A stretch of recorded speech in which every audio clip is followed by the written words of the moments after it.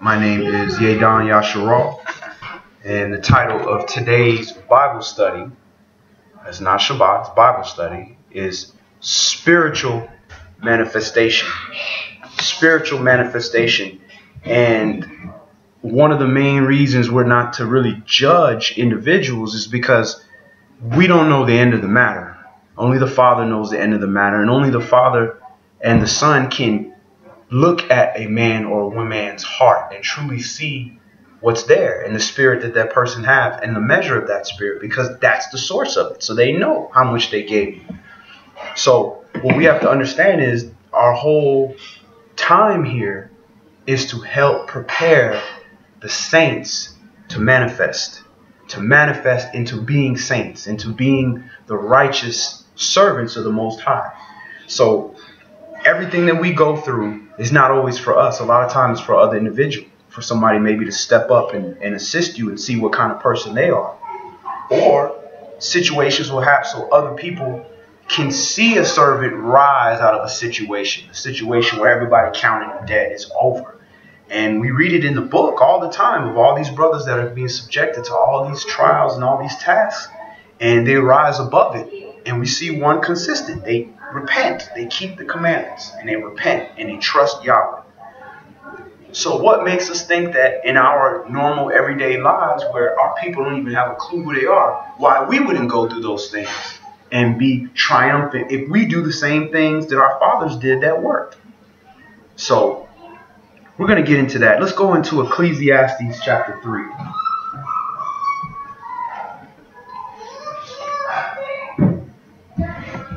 We're going to open up in Ecclesiastes chapter 3.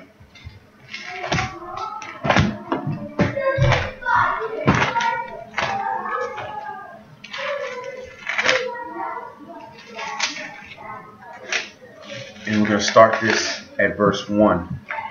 Go ahead, brother. To everything there is a season and a time to be purged from the heaven.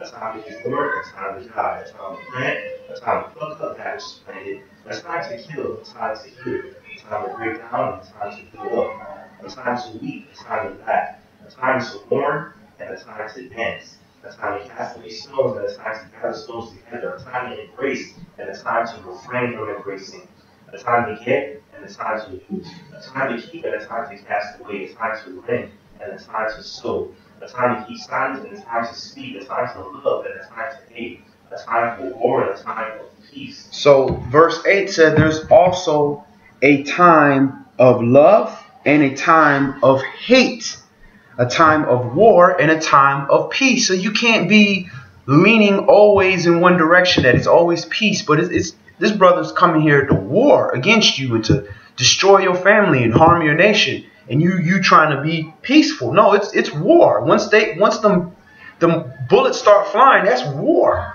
So there's a time for everything, and the problem is when we're making decisions based on feelings, we'll miss what that time is. We'll misinterpret because we're going to make that judgment based upon how we feel. So let's look at this this word hate. Just want to make sure we define that one. We're in Ecclesiastes chapter 3, and we're just going to look at this, a time to hate. We look at that Hebrew word. It's H8130, Sane, or it's spelled like sane, S-A-N-E, Sane. To hate, enemy, foe, hateful, odious, utterly. So it was a time to be an enemy, a time to be a foe of something. Now, when an individual is coming with wickedness, it's a time to be an enemy. It's not a time to be a friend, a time to be in peace. No, wait a minute. This I'm an adversary to you. Adversarial to you because you're trying to walk in wickedness. I'm trying to walk in righteousness. And I want to walk with you because we're brothers. So one of us got to get on the right page. Go ahead, brother. Verse 9. What profit has he that works in family with his neighbors? I have seen the travail which Elohim has given to the sons of men to be exercised in it. He has made everything beautiful in his time. Also, he has set the world in their heart. so that no man can find out the work that Elohim makes from the beginning to the end. So he said he made everything beautiful in his time. In his time.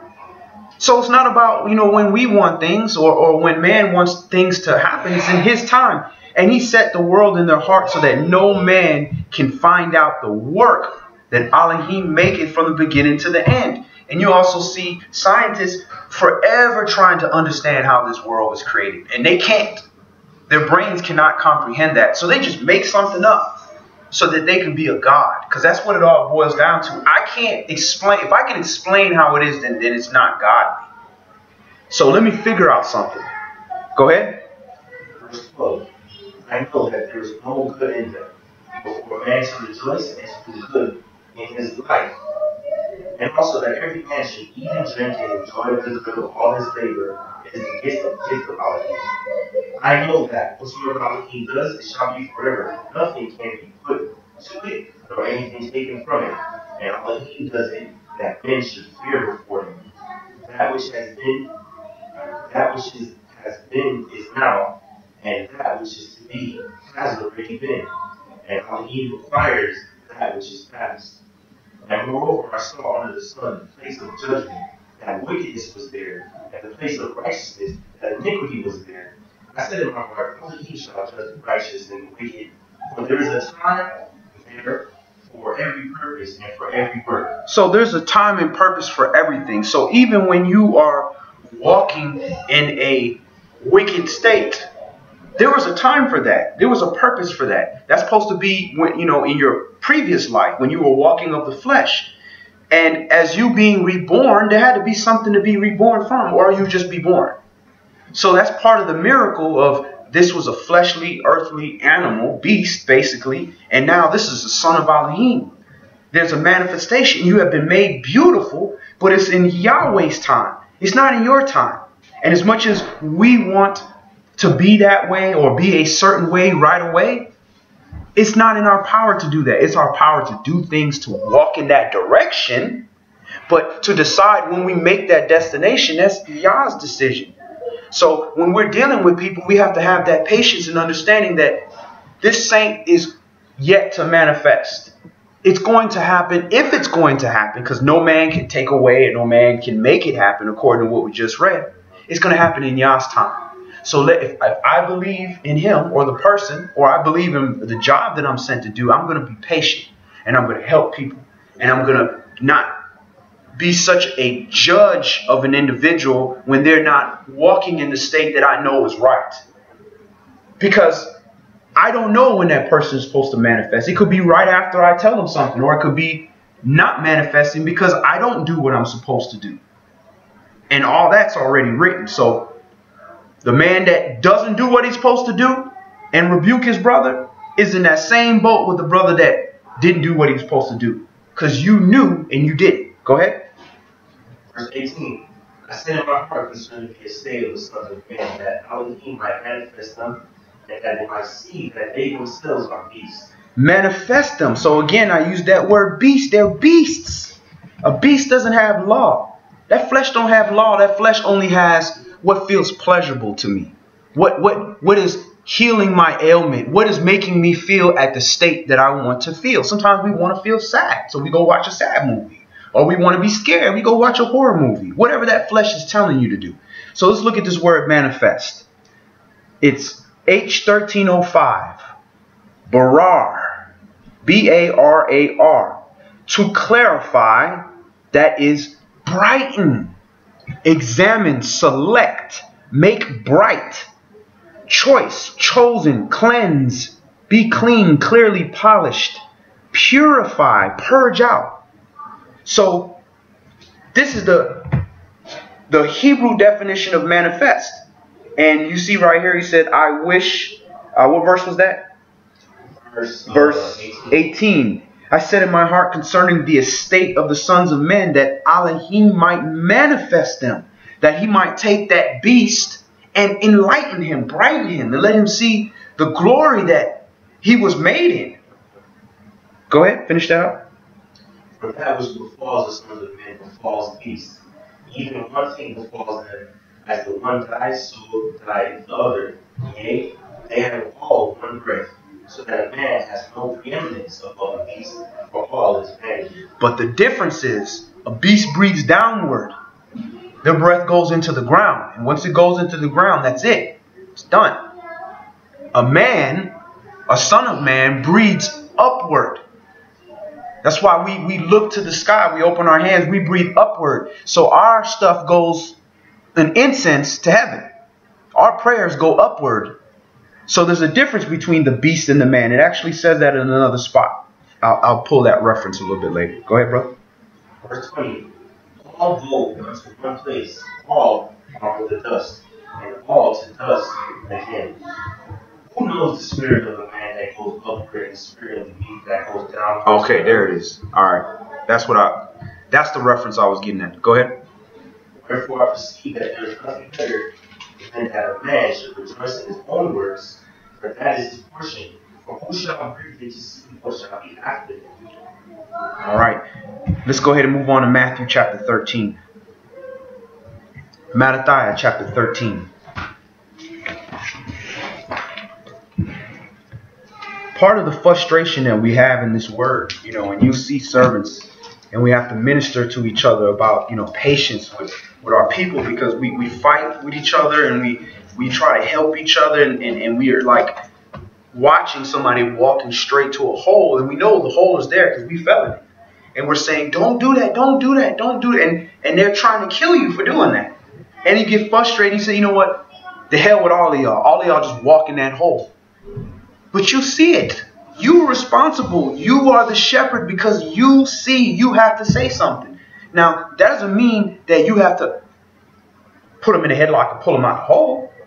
If they're set to do, Yahweh has them walk into that hole, they might have to fall in that hole so that they can get up from the fall. But you can't get beat down to the point where where it says if you faint in adversity, your strength is weak. Because if you see a man about to walk unto death and you forbear to say anything to him and saying, well, I didn't know, is not Yahweh going to look in your heart and judge you for that? So we're in Mattathiah chapter 13, Matthew chapter 13, and we're going to start this at verse 1. And we're going to see about these differences between us. Go ahead. The same day went Joshua out of the house and sat by the seaside, and great multitudes were gathered together unto him, so that he went into a ship and sat, and the whole multitude stood on the shore. And he spoke many things unto them in parables, saying, Behold, a sower went forth to sow. And when he sowed, some seeds fell by the wayside, and the fowls came and devoured them up. Some fell on stony places, where they had not much earth, and forthwith they sprung up, because they had no deepness of earth. And when the sun was up, they were scorched, because they had no root, they went away. And some fell among thorns, and the thorns sprung up and choked them. But others fell into good ground, and brought forth fruit, some 100-fold, some 60-fold, some 30-fold. Who has ears to hear, let him hear. So each seed sprouted differently. Now the person that planted the seed, they planted the seed. They only have so much control. The person that waters the seed only has so much control. But Yahweh adds the increase. But those seeds that take root and grow, some 60-fold, some 30-fold, some 100-fold. So they each produce different amount of fruit. Too much is given, much is expected. So just because you see somebody that's producing 30-fold fruit, you can't jump over that individual and say, well, this person is not doing what they're supposed to do because they're not getting 100-fold fruit. Well, is that tree even fully developed yet? Has it manifested? Is this the first season? There's so many different factors, but at the end of the day, we just want to see things when we want to see. A lack of patience on our side. And then, brother, you have to see right here that falls on Sean Brown, and remind me of the situation was done here. The young man that was, saying some stuff that wasn't really true, but in the word, it's good to, when you come into the word, to make sure that you deep into the soil. Some people just want to just jump out there and be like, oh, this is it, and this and that. They want to show off these works, but they're not really rooted yet, and they're not ready, they don't fully have the strength to go forth they say certain things, much less even come into like right doctrine. You know? Right. Sit there in the soil a little bit. Right. You know, wallow, get your roots deep, so that when you come forth, you got plenty of water, you got Right. nutrients, and you fine. You got root into the ground, so when the wind blows, you still staying there. And I did the same thing. I'll never forget it. This is, when I first came in the Word, I put this statement out there. I said, originally, the Sabbath day was the first seventh day of every month. And I said, that's the true Sabbath day. But we don't really know when's the first day of the month, so we just stick with the seventh day of the week. And like, I swear I was strong in it. I thought I was, I was like, yeah, after the new moon, that first Sabbath, seventh day, that's the Sabbath day. Then you count 7 days from there. That's always the Sabbath. And my teacher at the time, he just said something very simple. He just said, but brother, how is that going to be when the moon was created on the fourth day? And I was just like, dang, it was the simplest question. I was like, yeah, it was created on the fourth day. So how could the first day of the month always be the Sabbath day? So it was so simple, just something like that. And it was just because you're rooted in the Word and you've heard all these little doctrines. And when you're shallow, as soon as the wind blows, you carry with it. You gone because you have no root. But when you solid, you sway, you bend, but you don't break, but you remain on that, connected to that tree. You're not a branch that breaks off and flies. Maybe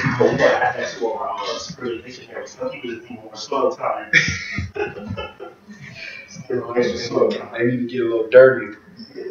Go ahead. Verse 10, and the disciples came and said unto him, why speak you unto them in parables?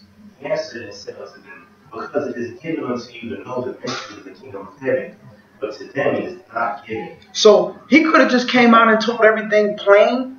And that's why I don't come out always and just say everything plain. I had a brother tell me that one time, everything you say is in parables. I'm like, because you a dude of the Spirit. You should be able to understand the same spiritual metaphors that we read in this book. You should be able to pick up on those things.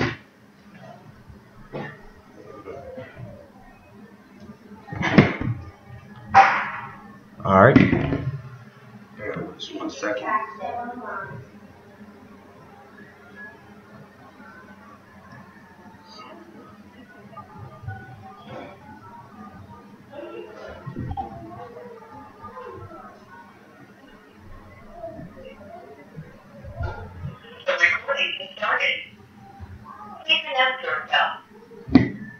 But like I was saying, the brother said, all you do is speak in parables. And I was like, well, I was expecting at your level of understanding, you would understand these baby precepts of parables that we read.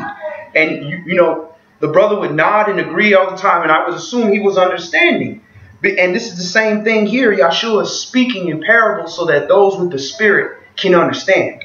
And if you don't understand, then what do? Get some soil time, or ask a question. Asking you shall receive. That's what asking his name, abide in him. This is pertaining to the law, to the word. He's the word in flesh. So he's saying things, okay, for those that have the Spirit already, can get it and grow from it and explain to other individuals. And those that don't have it can ask for it and say, well, I want to know this. I want to know that. I want to know. It's that curiosity. I remember when my wife first came into the Word, and my little girls, when we was doing the lunar new moon and all that type of stuff, and my girls would look out of the window, look, it's waxing gibbous, look, it's waning crescent and all that, and my wife just like, what are they talking about? And she started to gain a little interest, and it's just human curiosity. So it's not given. If you avoid of the Spirit, you don't care. Whatever, it's not important. This is red writing, but it's not important now. It's just a story. Go ahead. Verse 12. For whosoever has, to him shall be given, and he shall have more abundance. But whosoever has not, from him shall be taken away even that he has. Therefore speak I to them in parables, because they see not, and hearing they hear not, neither do they understand. And in them is fulfilled the prophecy of Isaiah, which says, by hearing you shall hear, and not understand, and seeing you shall see and not perceive. For this people's heart is waxed gross, and their ears are dull of hearing, and their eyes are closed, that at any time they should see with their eyes, and hear with their ears, and should understand with their heart, and should be converted, and I should heal them. But blessed are your eyes, for they see, and your ears, for they hear. For verily I say unto you, that many prophets and righteous men have desired to see those things which you see, and have not seen them, and to hear those things which you hear, and have not heard them. And that is still up to this very day. Many of the brothers, the same brothers and sisters we read about in this book, they didn't get all this stuff. They didn't get to get all these prophecies and get to hear all these things. And we get to hear, we get to see the end of the matter, with at least with their lives and how things went. Go ahead, verse 18. Hear ye therefore the parable of the sower. When any one hears the word of the kingdom and understands it not, then comes the wicked one, and catches away that which was sown in his heart. This is he which received the seed by the wayside. But he that received the seed in stony places, the same is he that hears the word, and anon with joy receives it. Yet he hath he not root in himself, but differs for a while. For when tribulation or persecution arises because of the word, lying by, he is offended. And this is what we see constantly in this word. And the problem with this, you can't really identify that seed right there, this one in stony places, until the end. Because this is where most people are going to fall into that category, that do not endure to the end. They get caught in the world, the tribulation and persecution that arises for the world, the things of this world just drown them out. And we all like to believe when we're the one put in great soil because we understand and we believe. But these people here, they received it quickly. Anon means immediately. They received the word immediately and with joy and went to spread the word and change right now. And I'm changing my name, and I got some 5 feet fringes on, and I got the biggest head cover, everything. But then as soon as they wife or their husband is like, you know what, I'm through. I can't deal with this. I like my lobster and shrimp. You know what, I can't split up the family. I can't this or as soon as the husband gets a new job that makes him have to work on the Sabbath day. Oh, well, nah, you can't. It's too hard. I can't do this. So this is the seed. Now, this could happen to you 20 years in the Word, because you have to endure. And the only way that you can ensure that doesn't happen to you is if that happens to you, where you have now found yourself uprooted in this Word, that you repent, you humble yourself, acknowledge the fact that you have fallen, your seed has fallen to the wayside, and seek help. But usually after 20 years, you got too much pride. Oh, I can't admit that I did wrong. You know, all these people looking up to me. And, you know, it's not that serious. I got all these works piled up here. That means absolutely nothing. It's how you finish. Go ahead, brother. Verse 21.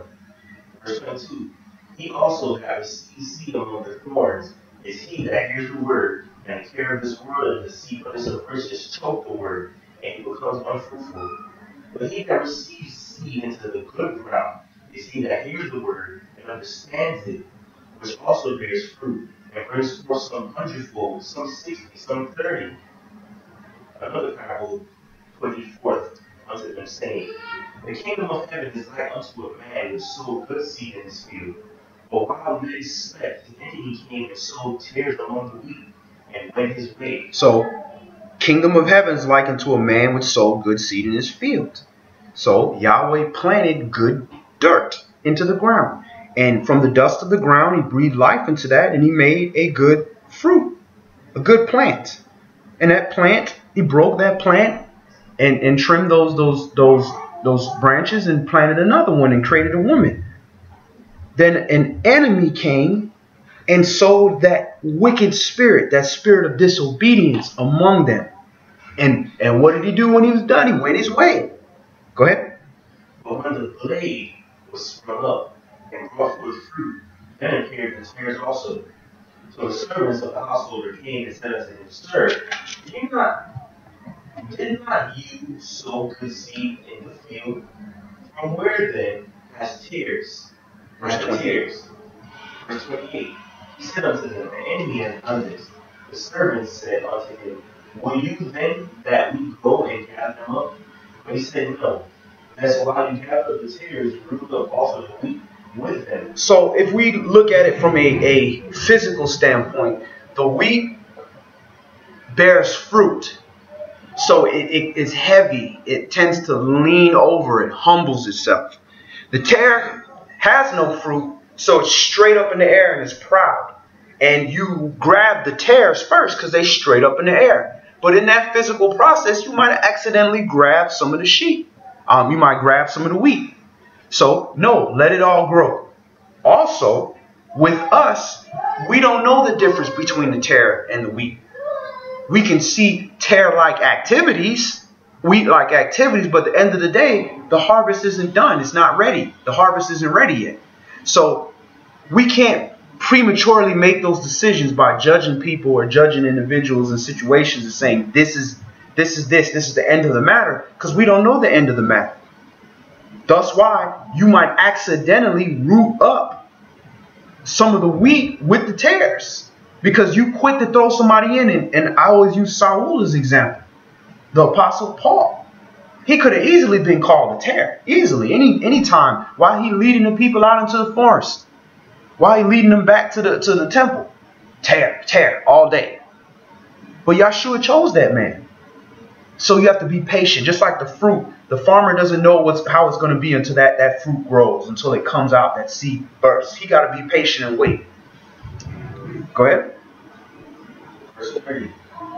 Let both grow together in the harvest, and in the time of harvest, I will say to the reapers, gather you together first the tares, and bind it in bundles to burn them, but gather the wheat into my barn. Another parable he spoke for us, and saying, the kingdom of heaven is like to a grain of mustard seed, which a man took and sowed in his field, which indeed is the least of all seeds. But when it is grown, it is the greatest of all herbs, and becomes a tree, so that the birds of the air come and lodge in the branches thereof. Another parable spoke he to them, the kingdom of heaven is like unto leaven, which a woman took and hid in 3 measures of meal till the whole was leavened. All these things spoke Yahshua to the multitude of parables, and without a parables spoke he loud to them. So the leaven, it only takes a little bit of leaven to leaven up the whole lump. So that we understand that leaven represents sin, and that's all it takes is a little bit. I'm just going to make this consolation here. I'm just going to let this slide. And these are the things we know are wrong. Not things that we're unsure of, but things that we know are wrong. And we use that. And it emboldens us on things that we think could be wrong. We're just not going to research it. Then it leads to that. Now you willfully doing that on that which you think could be wrong. Then it just eventually gets to the point where you know you in your wickedness. And you're comfortable with it. Because you didn't get struck down by lightning, or you didn't lose your job or something. You're like, well, Yah knows my heart. This is not me. I'm just being me right now, but this is not me. And that's how it works. So this is why you can't allow any bit of sin that's within you, that your mind isn't on it. That you're not, that's why it says serve the law in your mind, because your mind needs to be on that law. Even if you can't accomplish it yet, your mind is working on, how can I do this? What do I need? How can Yahweh, can you help me to get to that? But it's when we leave that little bit of leaven in the 3 measures, here, here, here, here, and eventually the whole lump is full of leaven. Go ahead. Verse 34. All these things spoke Yahshua to the multitude, and parables and without parables spoken out to them, and it might be fulfilled which was spoken by the prophet, saying, I will open my mouth in parables, and I will utter things which have been kept secret from the foundation of the world. Then Yahshua sent the multitude away, and went into the house, and the disciples came unto him, saying, declare unto us the parable of the tares of the field. So they waited. Everybody else cleared away. But they waited. So certain things he couldn't say in front of everybody. Certain things he said, you know what? You people are the ones that are following, that are coming, that are staying, that are doing the works, that are producing fruit. If you stay with me, the word, then I will manifest this to you. I will give you this knowledge, this understanding. I will explain it to you. He's doing it physically as a person, but now fast forward to our time, Yahweh does the same thing. He'll either give it to you directly by allowing you to understand it in your personal study, or he'll send a teacher to you some kind of way. The teacher don't even have to physically be in front of you nowadays. The teacher be on TV, could be on a video, could be on a text message, could be anything. Go ahead. Verse 37. He answered and said unto them, He that sows the good seed is the Son of Man.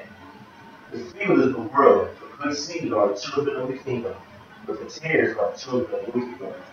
The enemy that sowed them is the devil. The harvest is the end of the world, and the reapers are the angels.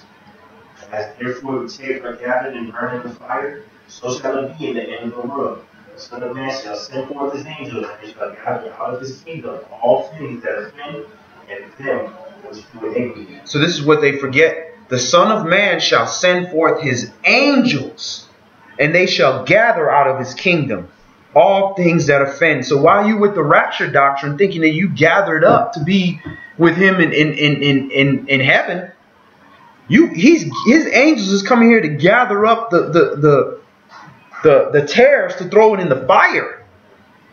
Go ahead. And shall cast him into the furnace of fire.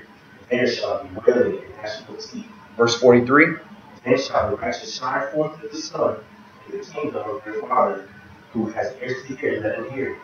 Again, the kingdom of heaven is like unto treasure in the field, the which when a man has found, he hides, and for joy thereof goes and sells all he has and buys that field. So if you know that you have found the treasure, the kingdom, you know you found it. It's here. I've got it. I understand. I understand who I am. I understand what I need to do. It's just how to do it is difficult, but I understand. Then you sell everything.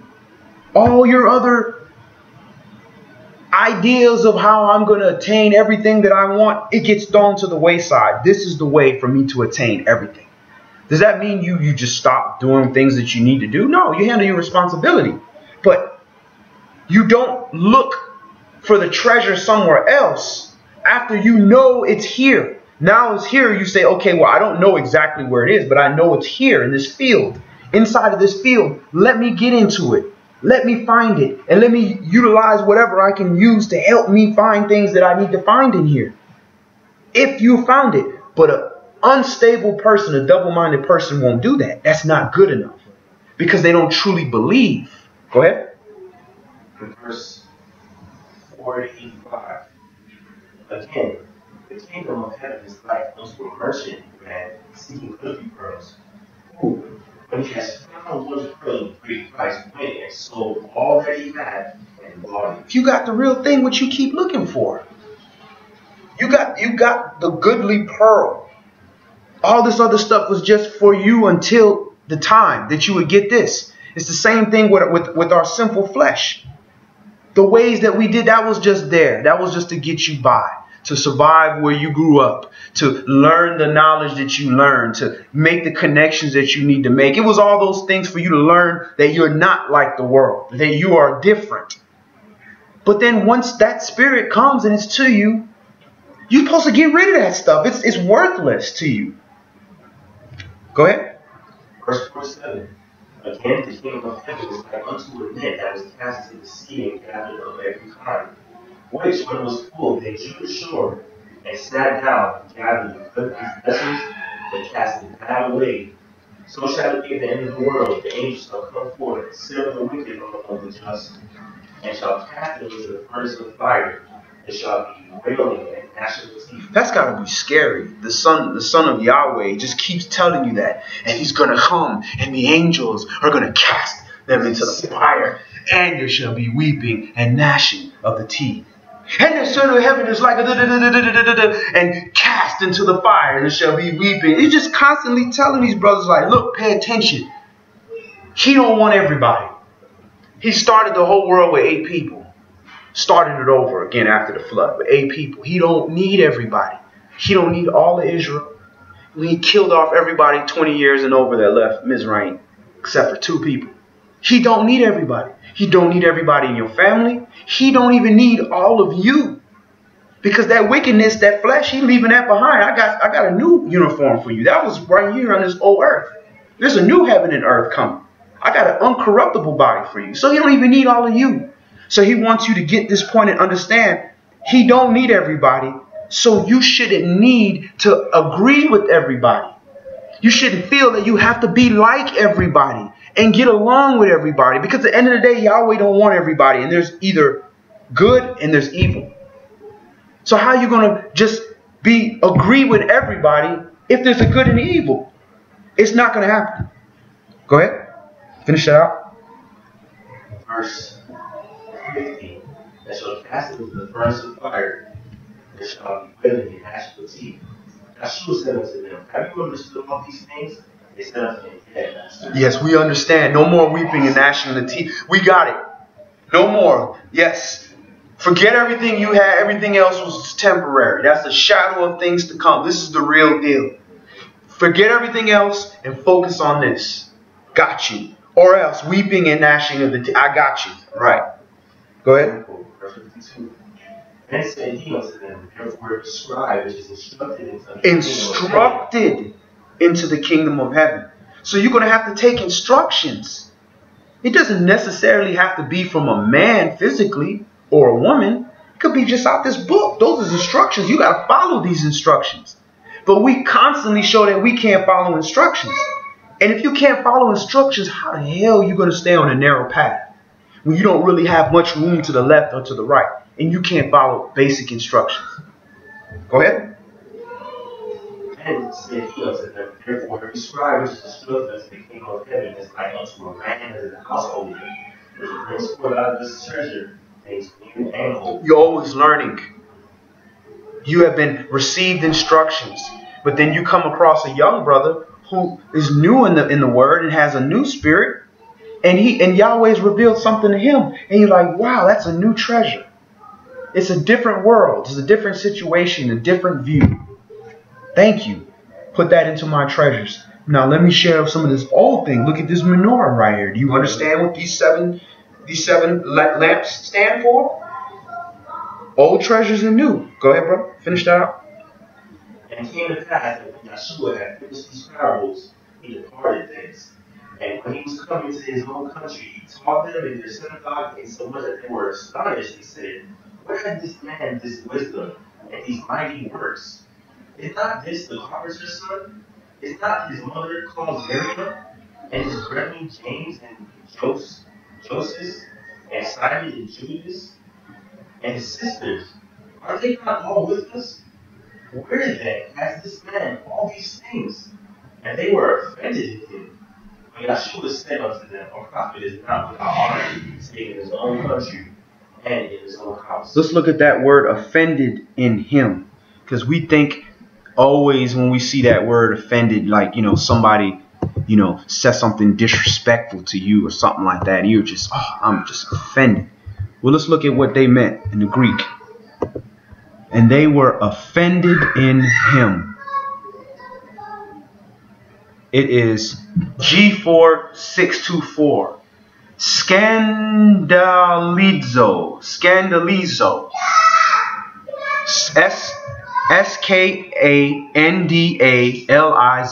G4624 means to scandalize, to entrap. That is, trip up, figuratively stumble, or entice to sin. So if righteousness causes you to trip up, to be enticed to sin, to apostasy or displeasure, then you're wicked. Point blank. If righteousness offends you, and that's what we all have to understand. We are all wicked because we all have been offended by the word, where the word says don't do this and it causes us to trip. We can't do it because of this. A lot of it is ignorance. We didn't know any better.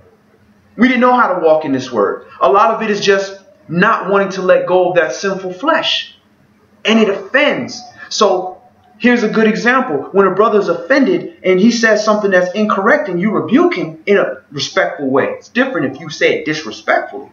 You caused him to trip up because you weren't talking to him in a respectful manner. But when you deliver the word, quote unquote, you don't even comment, you just quote and post the scripture, and a brother starts attacking you, righteousness is causing him to trip up. You got to check yourself. So, in my experience, the major thing that will cause the word righteousness to make you trip up is pride. It's never like just he don't understand. It's pride that causes that. Because somebody does understand, they're pissed off because you have exposed them.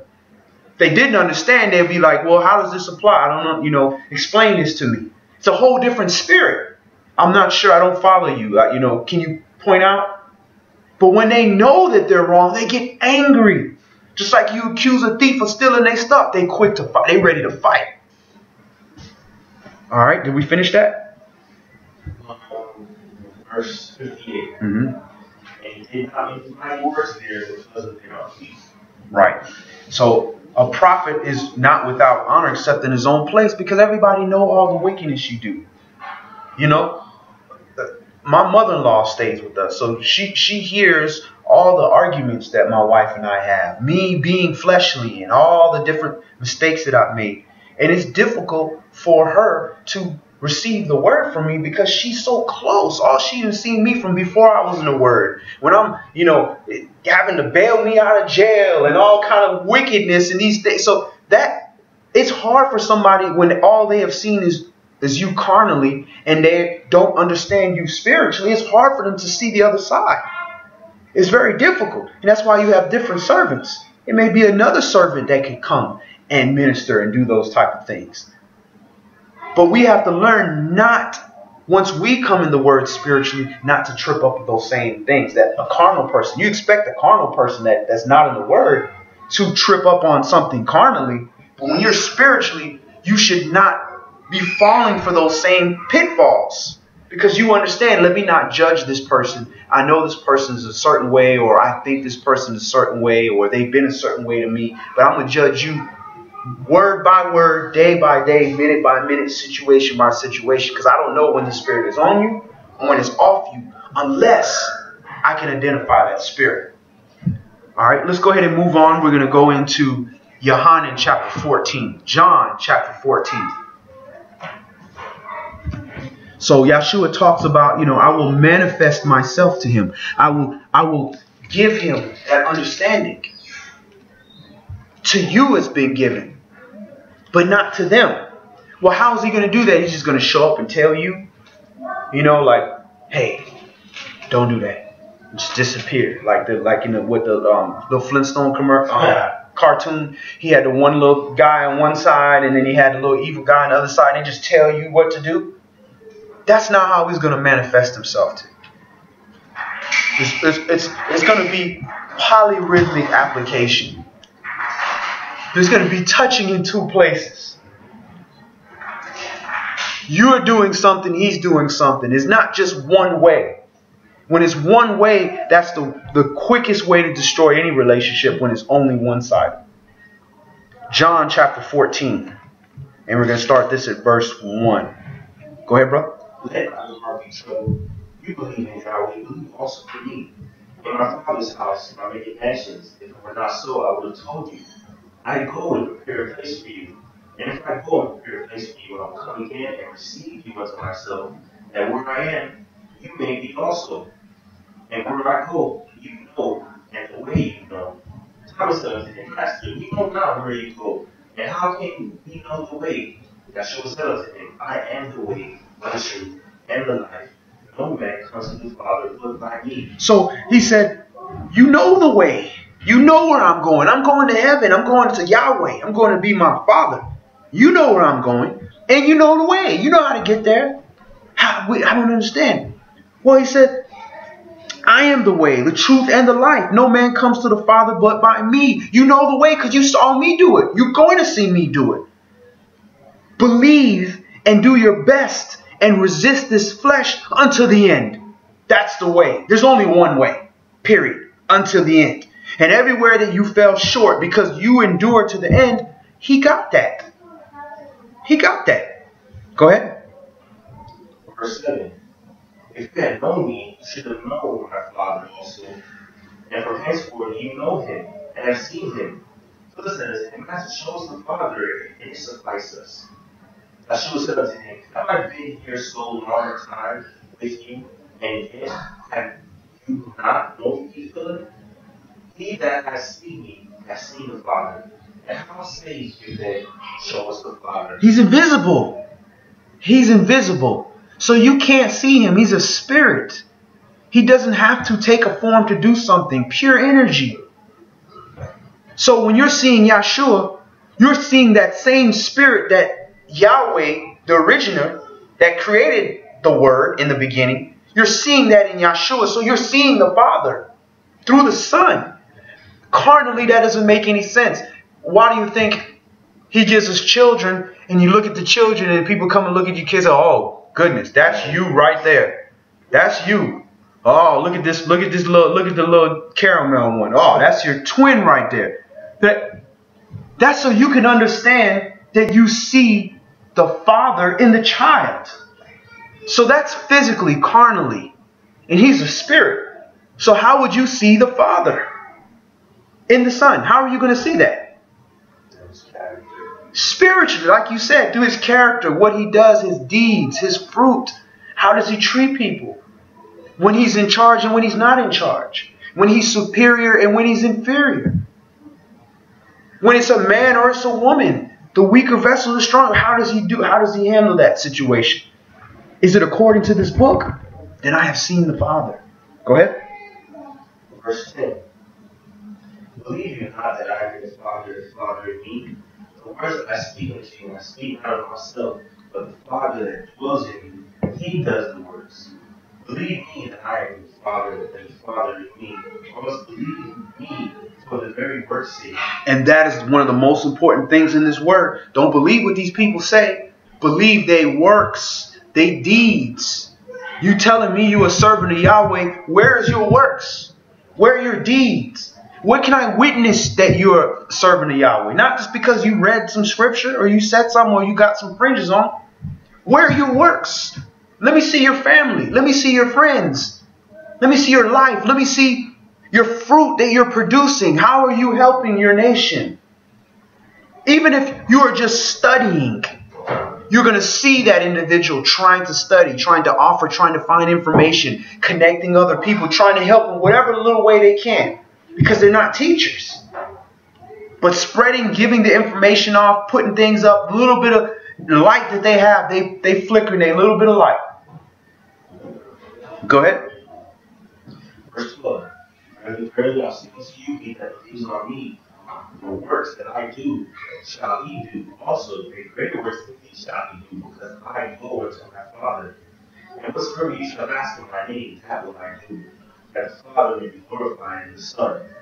If you shall ask anything in my name, I will do it. If you love me, keep my commandments. And I will pray the Father, and he shall give you another comforter, that he may abide with you forever. Even the Spirit of truth. So the Comforter is the Spirit of truth. Go ahead. Even the Spirit of truth, whom the world cannot receive, because it sees him not, neither knows him. But you know him, for he dwells in you, with you, and shall be in you. I will not leave you comfortless. I will come to you yet a little while, and the world sees me no more. But you see me, for when I live, you shall live also. At that day, you shall know that I am in my Father, and you in me, and I in you. And that he that has my commandments and keeps them, he it is that loves me. And he that loves me shall be loved of my Father, and I will love him. So this is how he's going to manifest himself to his people. He's going to talk in parables, and he's going to talk and have plainly written word also available for you. But if you're not keeping these commandments, then you don't love Yeshua. If you don't love Yeshua, then you definitely don't love Yahweh. And he won't manifest himself to you. And you won't produce fruit. But if you love Yahweh, then you are trying your best to keep the commandments. And one of the commandments is when you sin, repent. So that's keeping the commandments. Do the best that you can do. That is keeping the commandments. And if you do so, then you'll be loved of the Father, and they will make their abode with you. They will manifest himself to you. He will brighten himself. He will open up that understanding so that you're out of the darkness and can see clearly. Being seen clearly at least allows you to make a decision right from wrong. But if you can't even decide what's right and what's wrong, you're completely in the dark. And worse, completely in the dark, is you don't care what's right or wrong. You're not even opening your eyes to see if there's light. Go ahead. Verse 22. Judas says, I carry you. Master, how is it that you will manifest yourself unto us and not to the world? Yeshua answered and said unto him, if a man love me, he will keep my words, and my Father will love him, and will come unto him, and will make our abode with him. He that loves me not, keeps not my sayings, and the word which you hear is not mine, but the Father's who sent me. These things I have spoken to you, being yet present with you. But the Comforter, which is the Holy Spirit, whom the Father will send in my name, he shall teach you all things and bring all things to your remembrance whatsoever I said unto you. So again, we just read the Comforter is the Spirit of truth. And now the Comforter, which is the Holy Spirit. Go ahead. So those three things are one. Go ahead. Peace I leave with you. My peace I give unto you. Not as the world gives, give I unto you. Let not your hearts be troubled, neither let it be afraid. You have heard how it is said unto you, I go away and come again unto you. If you love me, rejoice because I say, I go unto the Father, for my Father is greater than I. And now I have told you before it pass that when it comes to pass, you might believe. Hereafter I will not talk much with you, for the prince of this world comes and has nothing in you, but that the world may know that I love the Father. As the Father gave me the commandment, even so I do. Arise, let us go hence. So you know the way. There's the way right there. The world may know that I love the Father. How do they know that I love the Father? Because I said it? No, because he gave me commandment. And ever so he said, I did that. All right. Let's go ahead and move on to 1 Corinthians chapter 3.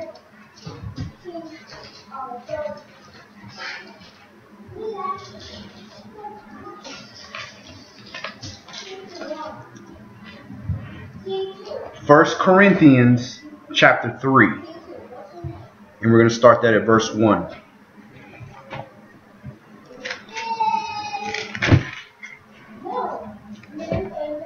Go ahead, bro. But I, brethren, could not speak unto you as unto spiritual, but as unto carnal, even as unto babes in the side. I have faith with milk and not with meat. For hitherto you are not able to bear it, neither yet now are you able.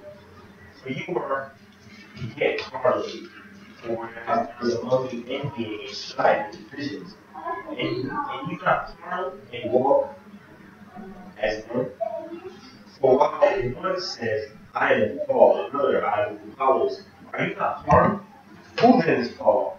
And who is Apollos? But ministers by whom you believe, even as the Master gave to every man. I have planted, Apollos waters, but Elohim gives the increase. So then, neither is he that plants anything, neither he that waters, but Elohim gives the increase. Now he that plants and he that waters are one, and every man shall receive his own reward according to his labor. For we are laborers together with Yahweh. We are Yahweh's husbandry. We are Yahweh's building. You are Yahweh's husbandry. You are Yahweh's husbandry. You are Yahweh's building. According to the grace of Elohim, which is given unto me as a wise master builder. I have laid the foundation, and another builds thereon. But let every man take heed how he builds thereupon. For other foundation can no man lay, but that is laid which is the Yahweh Messiah. Now, faithful that build upon this foundation, gold, silver, precious stones, wood, hay, stubble, every man's work shall be made manifest, for the day shall declare it. Because it shall be revealed by fire. And fire shall try every man's work, or whatsoever it is. So we see that For other foundation can no man lay that is laid, which is Yahshua HaMashiach. Now, any man build upon this foundation, and building upon this building, right, it's either going to be of gold, silver, precious stones, wood, hair, stubble. So when you are working with an individual and you are building yourself and you're trying to become part of Yahshua's temple and be part of those building blocks, you are going to be put to the fire so you can be identified. So you know within yourself. If you wood, hair, stubble, what do you have to do in order not to burn in the fire? You got to get some gold plating around you or some silver or something to protect you so that that idol doesn't burn away. So every man's work shall be made, brought to light, brightened. For the day shall declare it, because it shall be revealed by fire, and the fire shall try every man's work of what sort it is. Either it's of Yah or it's of this earth. Everything of this earth is going to perish. Go ahead, verse 14. If any man's work of mine which he has built thereby, he shall receive a reward. If any man's work shall be burned, he shall suffer loss, but he himself shall be saved, and so as by fire. So even the person's work who made work that's wood, hay, and stubble, he will survive. Why will he survive? Because he's working. He's at least working. You can help a worker that's working. You can't help somebody that just say, I'm not going to work. Okay, you're not going to work, you're fired. Somebody who's having problem, they're working, but it's not working out. You give them some chances. You got to give them an opportunity. You got to help them. Well, maybe you need a little more direction. You've never done this before. That's fine. Watch me. First thing, you should be able to show by example. Watch me. This is how you do it. Secondly, you should be able to explain, well, this is how you have to do it. And thirdly, you should be able to prove this is why we have to do it this way, because here's the results. But he will be saved. But the man that don't have no works, that ain't put nothing on that foundation, ain't doing nothing for our nation, you already going to the lake of fire because you don't even have any works to get tried, to be identified. Right. You buried your talent. Go ahead. Know ye not that you are the temple of Yahweh, and the Spirit of Elohim dwells in you? If any man defile the temple of Yahweh, him shall Elohim destroy. The temple of Yahweh is holy, which temple you are. Let no man deceive himself. If any man among you seems to be wise in this world, let him become a fool that he may be wise. For the wisdom of this world is foolishness with Elohim. For it is written, he takes the wise and the old craftiness. And again, Yahweh knows the thoughts of the wise, and that they are vain. Therefore, let no man glory in men, for all things are yours.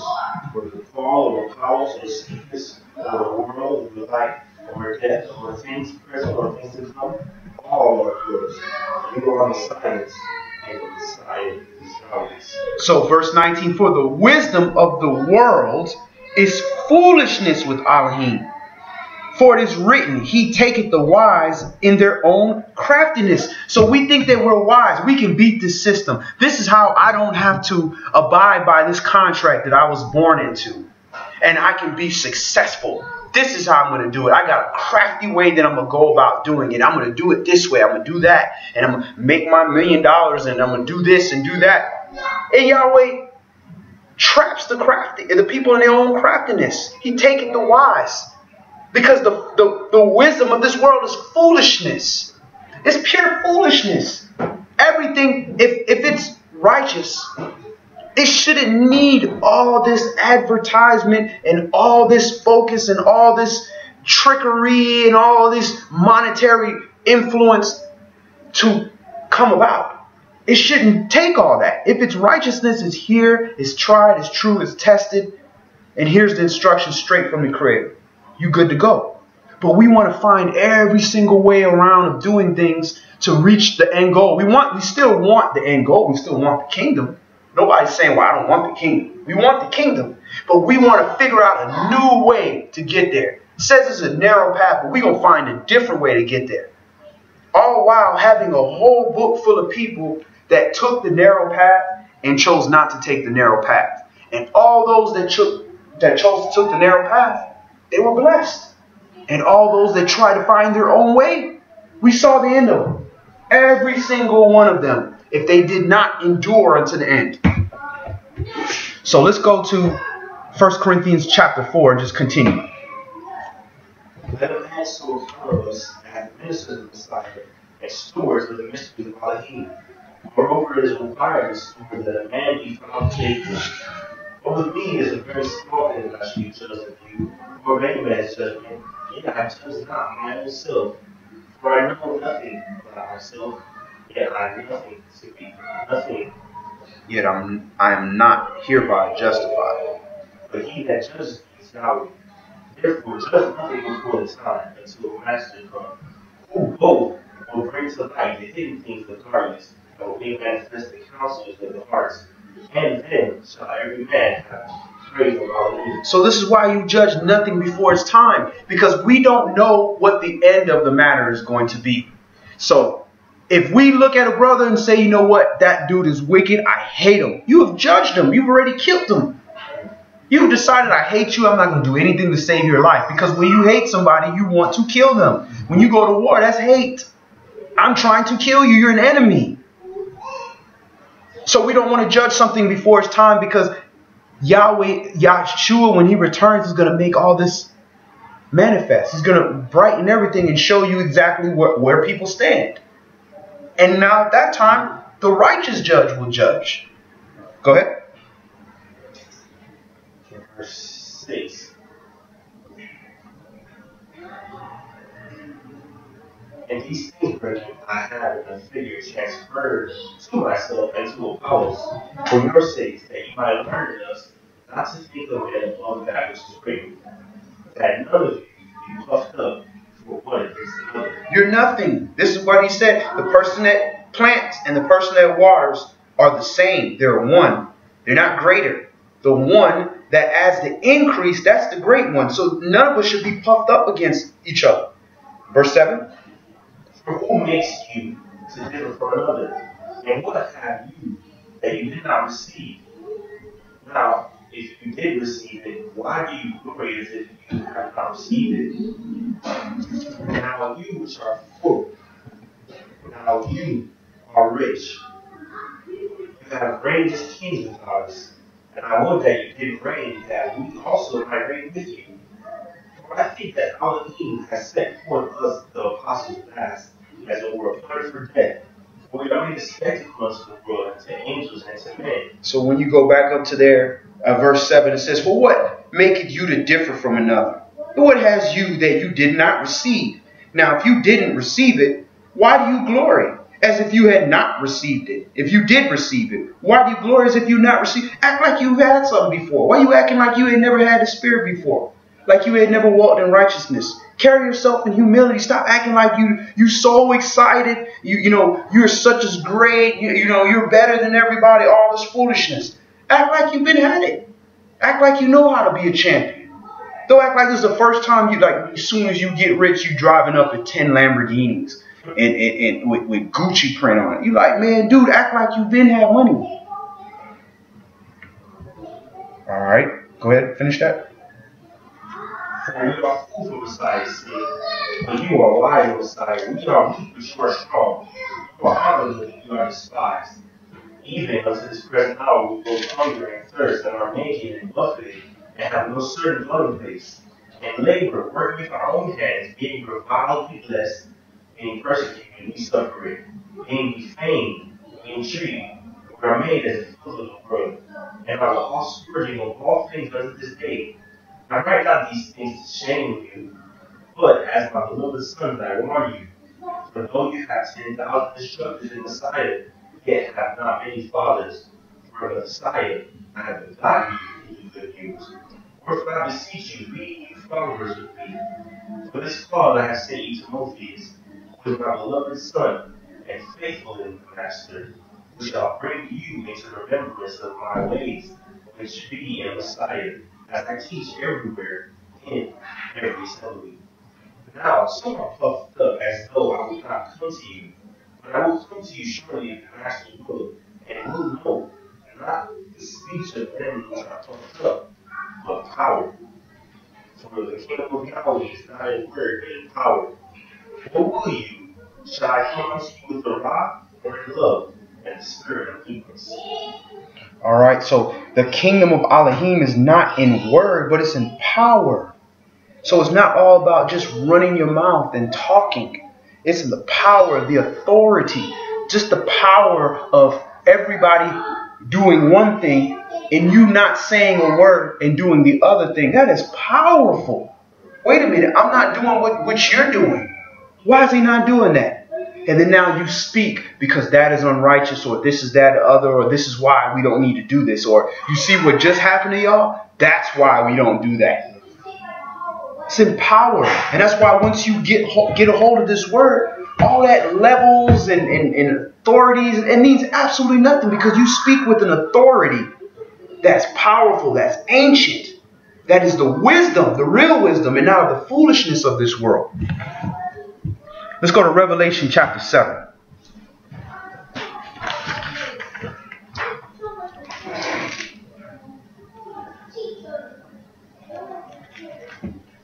It all goes back to what we said earlier about, manifesting and the saints becoming who they need to become. All of this is prophesied. All of this stuff is written, and it has to happen before we can enter the kingdom. All these things have to come about. Revelation chapter 7, and we're going to start this at verse 1. And after these things I saw 4 angels standing on the 4 corners of the earth, holding the 4 winds of the air, that the wind should not blow on the earth, nor on the sea, nor on any tree. And I saw another angel ascending from the east, having the seal of the living Elohim. And he cried with a loud voice to the 4 angels to whom it was given to hurt the earth and the sea, saying, hurt not the earth, neither the sea, nor the trees, until we have sealed the servants of our Elohim in their foreheads. And I heard a number of them which were sealed, and they were sealed 144,000 of all the tribes of the children of Yasharal. So it's 144,000 sealed of all the tribes of the children of Yasharal. So how all Jehovah's Witnesses going to be the 144,000? How somebody church is going to be the 144,000? So you got every tribe in your church, every single one. And how do you know that? Well, we came on the same ships here. How do you know that? Go ahead. Of the tribe of Yehuda were sealed 12,000. Of the tribe of Reuben were sealed 12,000. Of the tribe of Gad were sealed 12,000. Of the tribe of Asher were sealed 12,000. Of the tribe of Naphtali were sealed 12,000. Of the tribe of Manasseh were sealed 12,000. Of the tribe of Simeon were sealed 12,000. Of the tribe of Levi were sealed 12,000. Of the tribe of Issachar were sealed 12,000. Of the tribe of Zebulun were sealed 12,000. Of the tribe of Joseph were sealed 12,000. Of the tribe of Benjamin were sealed 12,000. All right, so it says tribe of Manasseh, and it also says tribe of Joseph, which is off, because Joseph is Ephraim and Manasseh. And then also it said earlier of all the 12 tribes, so it left out Gad. So that's something that is a little off in here. I don't quite know why. I've heard theories about it, but it said all the tribes. So did it say all 12 tribes, matter of fact? Of all the tribes of the children. It didn't say 12, but it said of all the tribes. So Gad is not there. It's not all the tribes. Go ahead, continue. After this, I beheld a great multitude which no man could number of all nations and kindreds and people and tongues stood before the throne and before the Lamb, clothed with white robes and palms in their hands, and cried with a loud voice, saying, salvations for all the kings that sit upon the throne and unto the Lamb. And all the angels stood round about the throne and about the elders and the 4 beasts, and fell before the throne on their faces and worshipped Elohim, saying, amen, blessing and glory and wisdom and thanksgiving and honor and power and might be unto our Elohim forever and ever. Amen. And one of the elders answered, saying unto me, what are these which are arrayed in white robes, and where came they? And I said unto him, sir, you know. And he said to me, Israel did is how the priests themselves have washed their robes and made them light in the blood of the Lamb. Therefore, they are before the throne of Yahweh and serve him day and night in his temple, and he sits on the throne. He that sits on the throne shall dwell among them. They shall hunger no more, neither thirst any more, neither shall the sun light on them, nor the beast. For the Lamb which is in the midst of the throne shall feed them, and shall lead them unto the living foundations of waters, and out of whom shall wipe away all tears from their eyes. So did we read that part where it said, seal, hurt not? Yeah, verse 3 it says, hurt not the earth, neither the sea, nor the trees, till we have sealed the servants of our Elohim in their foreheads. So we can't even begin to destroy the heavens and the earth to bring in this new Jerusalem, first to bring in 1,000 years of peace. We can't do any of this stuff until the servants are sealed. And the servants come back when Yahshua comes back. So all these things have to be done. So this is why our job is very important, to come out here and aid in any way that we can to help the saints manifest. The 144, they have to, from my best understanding in this book, they got to die. They got to give up their life to become that 144. And to even be selected for that, you'd have to be at a certain level. But how can that happen if you haven't manifested? Nobody has told you the word. Nobody has pointed you in the right direction. And judgment and prophecies being held up because you're not doing your job. That's not going to happen. It's going to happen when it's going to happen. What's going to happen is your job going to be given to somebody else. Let's go to Romans chapter 8.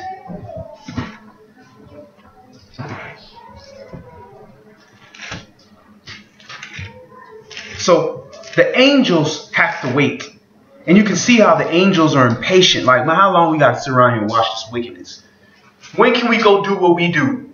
We hate evil, just like Yahweh. And you're just allowing this stuff to go on. We got to sit here and wait. Oh, he repented. Okay, we got to wait. Well, we still 12,000 short. All right, go ahead. Romans chapter 8 and verse 1. Excuse me. Start at verse 12, and we're going to go through verse 39. Therefore, we are debtors, not to the flesh, to live after the flesh. For if you live after the flesh, you shall die. But if you live in the spirit, do mortify the deeds of the body, you shall live. For as many as are led by the Spirit of Elohim, they are the sons of Elohim. For you have not received the spirit of bondage against fear, but you have received the spirit of adoption, whereby we cry, Our Father. So it says, for as many as are led by the Spirit of Elohim, they are the sons of Elohim. But you have to be led by that Spirit. If that Spirit is in us, we Yasharal, that's the Spirit that's supposed to lead a man to righteousness down the narrow path. And that's what makes you a son of Elohim. Not your bloodline. It's being led of the Spirit of Elohim, which is the Spirit of truth, this word. Go ahead.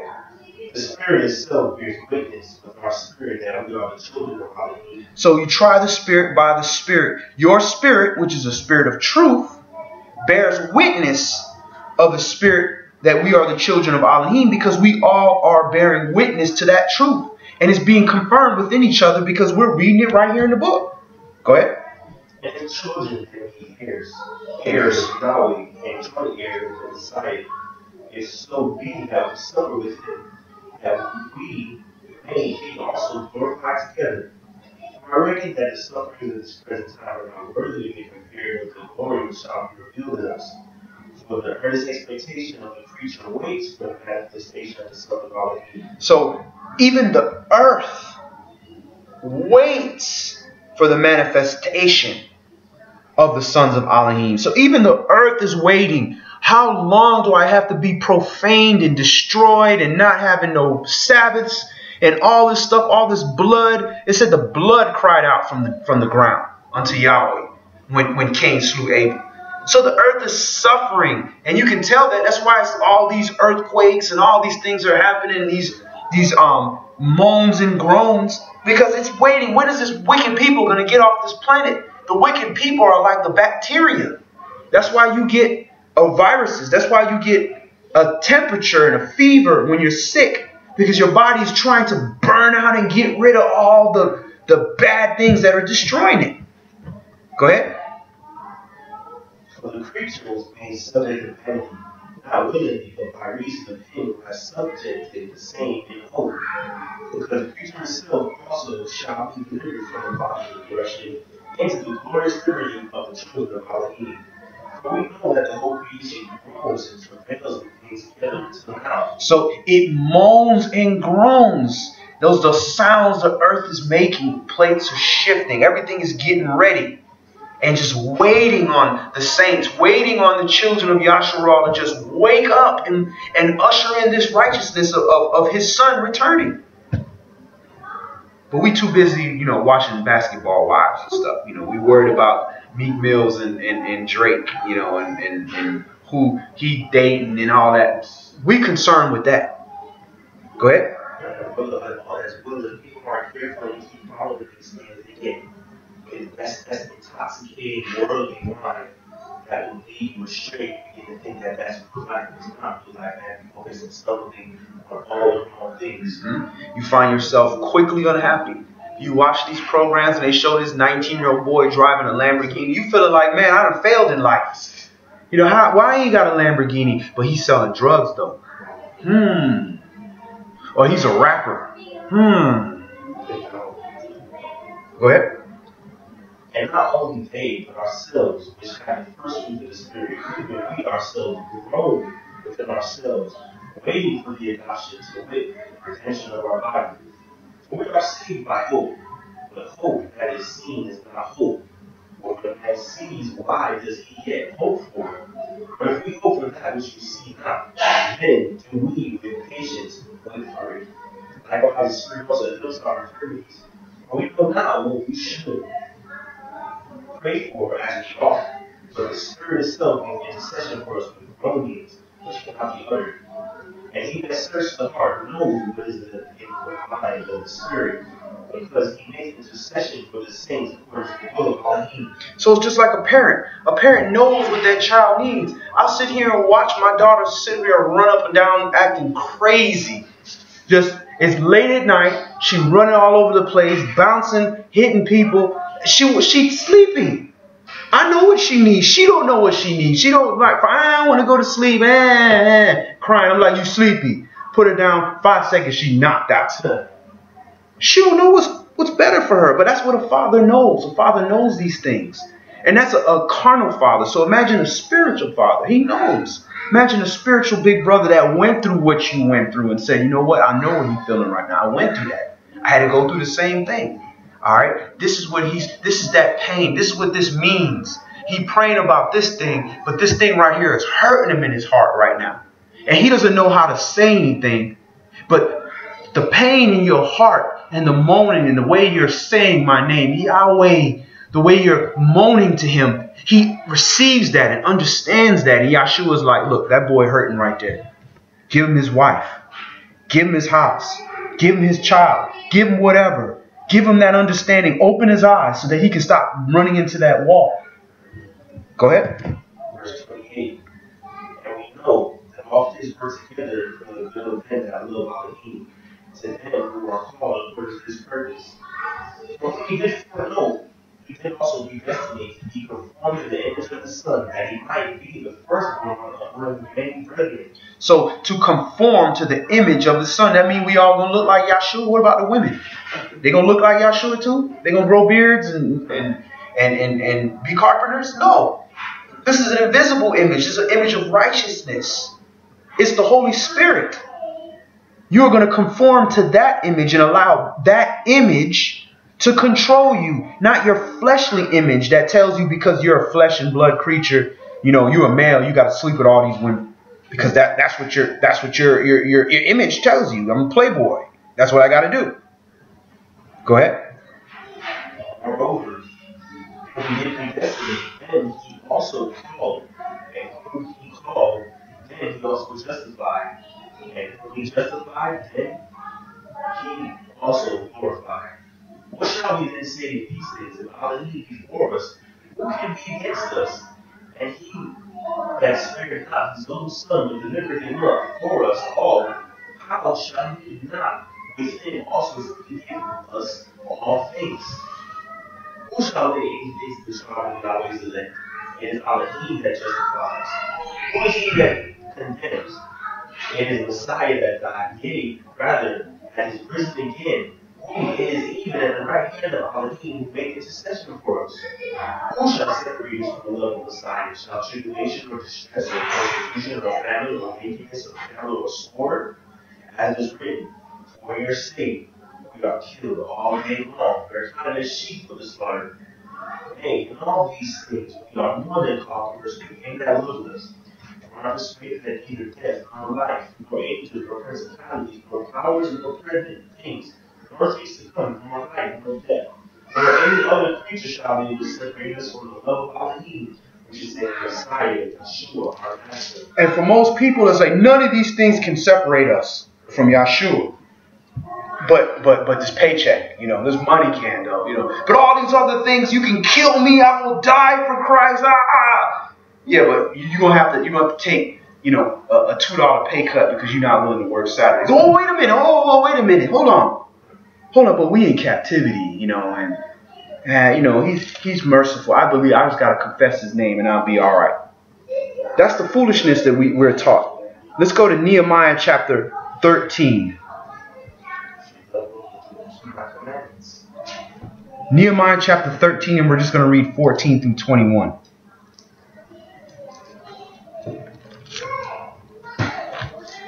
And, many people that have just been beaten down from talking to people in the Word, and nobody's listening to them, or they make posts and nobody likes it. And you see people like that all the time. They get mad. Nobody's liking my posts. How many people like what the prophets had to say?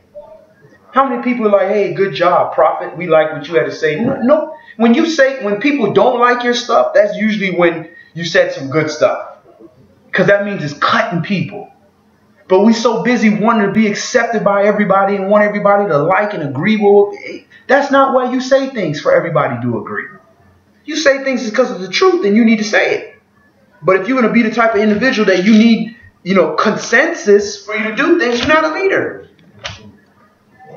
What it does, brother, is that it shows you that you need to stop comparing yourself to other people, especially the worldly people, based on people that are in the Word. Right. Clearly, you don't want to compare like that. You just want to draw your strength and draw those people that influence you to the Word. Because if you post a righteous stuff and your friends don't like it, you shouldn't doubt yourself. You should be like, yo, y'all wicked. Right. Y'all should be promoting this, but y'all don't promote this. So that should be a good marker for you. Like, yo, the friends you had before were wicked and are wicked, and you must stand tall in your life. Right. So we get to that point where we just not gonna say nothing. We just gonna walk in righteousness. We just gonna let them do what they want to do because we so looking for the pleasures of the world, and we thinking that that's gonna be good enough for us because we not doing it.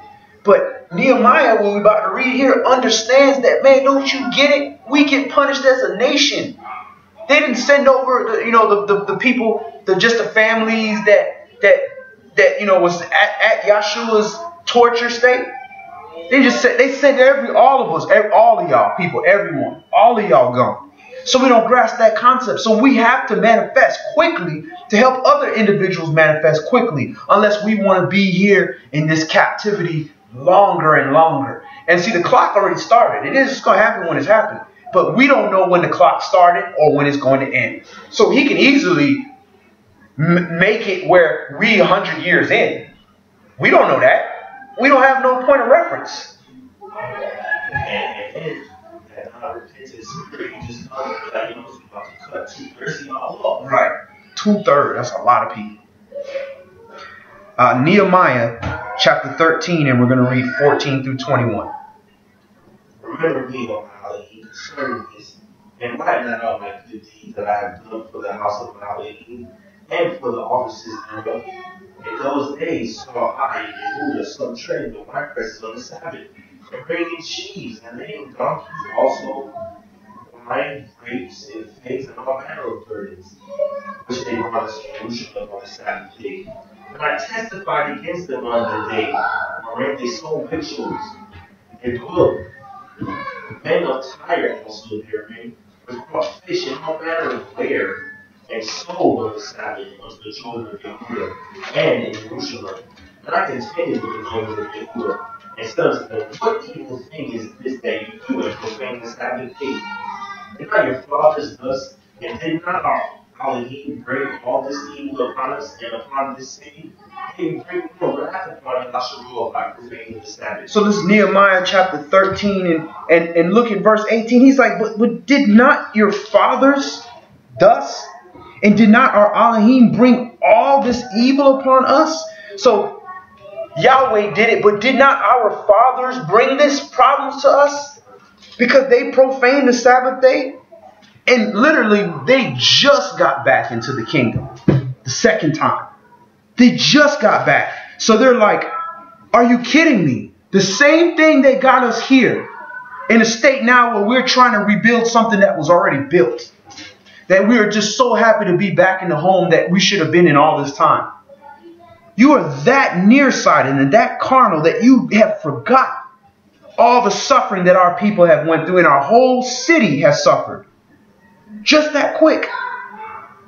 And they went through a worse suffering. Now, sure, if we had just got out of the slavery, the cotton picking slavery here, I'm sure we wouldn't forget that quick. But these brothers, they had a worse slavery. So there's no reason why they wouldn't have understood this. But they forgot. So that just goes to show you how powerful that flesh is. That no matter how much spirit you give, you still got to choose to listen to that spirit. You could have 10 measures of the spirit.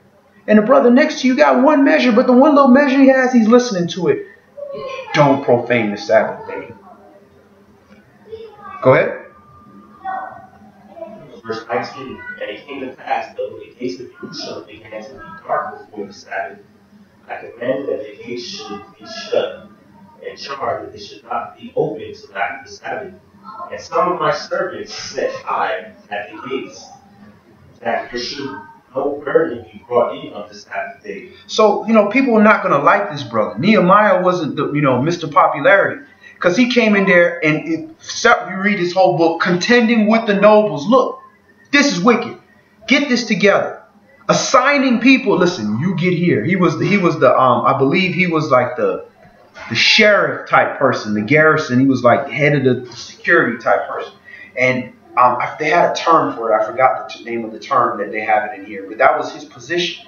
And he would tell people, look, don't do this, don't do that. And he didn't stop there. He went as far as to say, listen, I know my people. They're weak. I got to stop them from being able to do this. Because the temptation is too much. They just came out of a real wicked place and they still got that wickedness in them. So I have to just stop you altogether from doing things. And that's how Yahweh deals with this in his word. There's so much in this word that we have a liberty to do that we will never find out probably until Yahshua comes.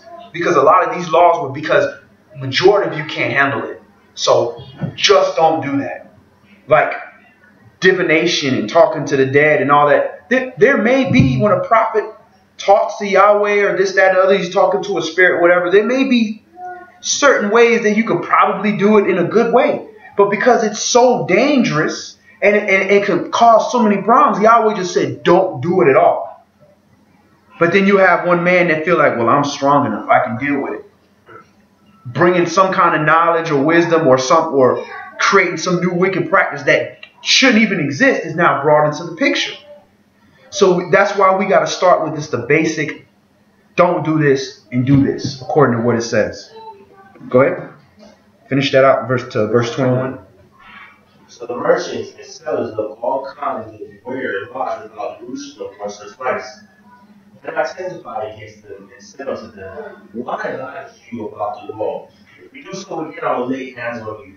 From that time forth, King paid no more on the Sabbath. So he had to put some. So he had to do some. So probably had to throw some ridge hands. And and some hammer fists, some straights and crosses or whatever. But he had to do what he had to do because he realized, look, Yahweh did it before. He's not a respecter of persons. He'll do it right again. We fought so hard just to get back to this position, just to let these people from Tyre come over here and cause a problem. Because it already talks about when they were building the wall, how the nations were coming, trying to afflict them and stop them from getting things done. Oh, let us build with you so you can try to injure what we're doing. He had to put a stop to it. All right, so we have to understand we get punished as a nation. A nation. All right, so let's go to Galatians chapter 4.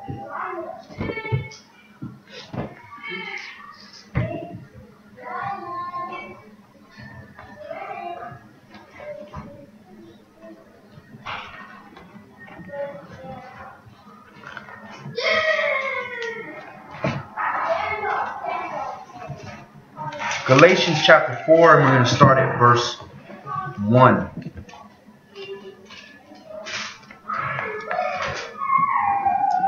You have to give yourself time to manifest. You don't know. You know what you did before you were in the Word. You know what you like. You know what you're good at. You don't know what Yahweh has planned for you. Chances are those skill sets and those things that you have when you first before you came into the Word are going to be put to use. But you don't know exactly how and to what magnitude. You have to give yourself time to manifest, to see what is your calling. And older people and people that's been in the Word a little bit longer can kind of look at you and see, well, I see the direction he's moving in. But because you see somebody moving in a direction don't mean you just take that person and put him in that place. That's what happened with Saul. Saul was just made a king all of a sudden. And he wasn't prepared. He was a servant. He was one of the smallest, the smallest tribes, Benjamin. It wasn't ready for all that. And this is what happens. And he failed horribly. Versus David was trained from a little boy to take care of some sheep and to fight off beasts that are trying to kill his own. And to listen to his father. Go down there to them brothers that's teasing you all the time. Bring them some food. Check on your brothers. He learned how to follow instructions. So with us, we have to learn how to take instruction. The most important instruction is the instruction in His Word. And also the instructions of any individual, regardless whether man, woman, Israelite, or nothing, that is pertaining according to this Word. It's not them that's instructing you. Yahweh is instructing you because the Word is already here. They created some brand new commandment, and that's different. Now they instructing you because they coming up with some brand new. And that's why I don't let people put commandments on me that if you can't show me in the book. How you going to tell me that? Who are you? You a creator of commandments? You're not instructing me. This Word instruct me. Now, if you want to instruct me, then you need to show me this Word instructing me so I know it's not you. Galatians chapter 4, I'm going to start at verse 1. I say that the heir, as long as he is a child, differs nothing from a servant, though he be owner of all, but is under tutors and governors until the time of appointed of the Father. Even so, we, when we were children, were in bondage under the elements of the world. We were under bondage of, my stomach hurts, I'm cold, I'm mad, I'm happy, I'm sad, oh, I'm hot, I'm turned on by this woman, oh, I'm jealous, oh, I'm covetousness, oh, I want to do this now, I don't want to do this now, I'm bored, I'm patient, I'm impatient. Those are the elements of this world. We were under bondage of those things because they ruled us. They controlled us. But once we supposedly killed that person, then we weren't under bondage. We don't have to do that. We can choose to do that. We had to do that before. Verse 4. When the fullness of time was come, Yahweh sent forth His Son, made of a woman, made under the law, to redeem them that were under the law, that we might receive the adoption of sons. And because you are sons, Yahweh has sent forth the Spirit of His Son into your hearts, crying, Abba, Father. Wherefore you are no more a servant, but a son, and if a son, then the heir of Yahweh through Messiah. Oh, you're an heir, but you have to manifest that. You're no different than the servant, just like we read at the beginning. The heir, as long as he's a child, different. Nothing from a servant. You just do work. That's it. You work because this is how you learn. You practice. And you do what your instructor tells you to do. And you do that. You do that. You do it. You do it. Eventually, you learn what to do because you've been instructed long enough. Now you're a son. You have endured. You have done your work. You have done your services. Now it's your time to reign. You are a son. You are an heir. You sit on the throne with your brother, Yahshua. You are part of him. You light up. Remember we read about the 24 elders and all those people, how they lit up the place? We just read the Lamb is the temple therein. He's the light thereof. We part of that. We part of that light. If we can endure and make it there. But if we're still allowing the elements of this world to put us in bondage, we'll never have that happiness. Because anytime that we try to do something of righteousness, the world is going to create something to make it difficult on you and your flesh. Go ahead. Verse 8. Howbeit then, if you know not how it serves us to them which by nature are made like the image of Christ. But now, after that you have known how he, or rather, are known about him, how turn you again to the weak and earthly elements, whereas you desire to be in bondage? You observe days and months and times and years. I'm afraid of you, lest I have bestowed upon you labor in vain. And when you see, you observe days and months and times and years, and people like to try to use that against us and say, oh, well, you're keeping new month, you're keeping new year, you're keeping all these holy days, and you're tracking all these. That's not what that meant. These people worship that. All the way up into time of Islam, they used to have a pagan god for every single day that they kept in their calendar. They had 360 gods. 360.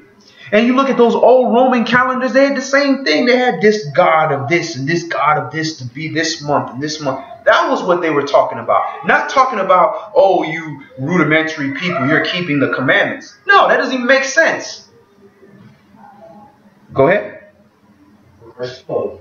Brother, I beseech you, be as I am, for I am as you are. You have not heard me at all. You know how through the infirmity of the flesh I preached the good news unto you at the first. Now my temptation was in my flesh. You despised not, nor rejected, nor received me as an angel of Elohim, even as Messiah Yahshua. Where is then the blessedness you spoke of?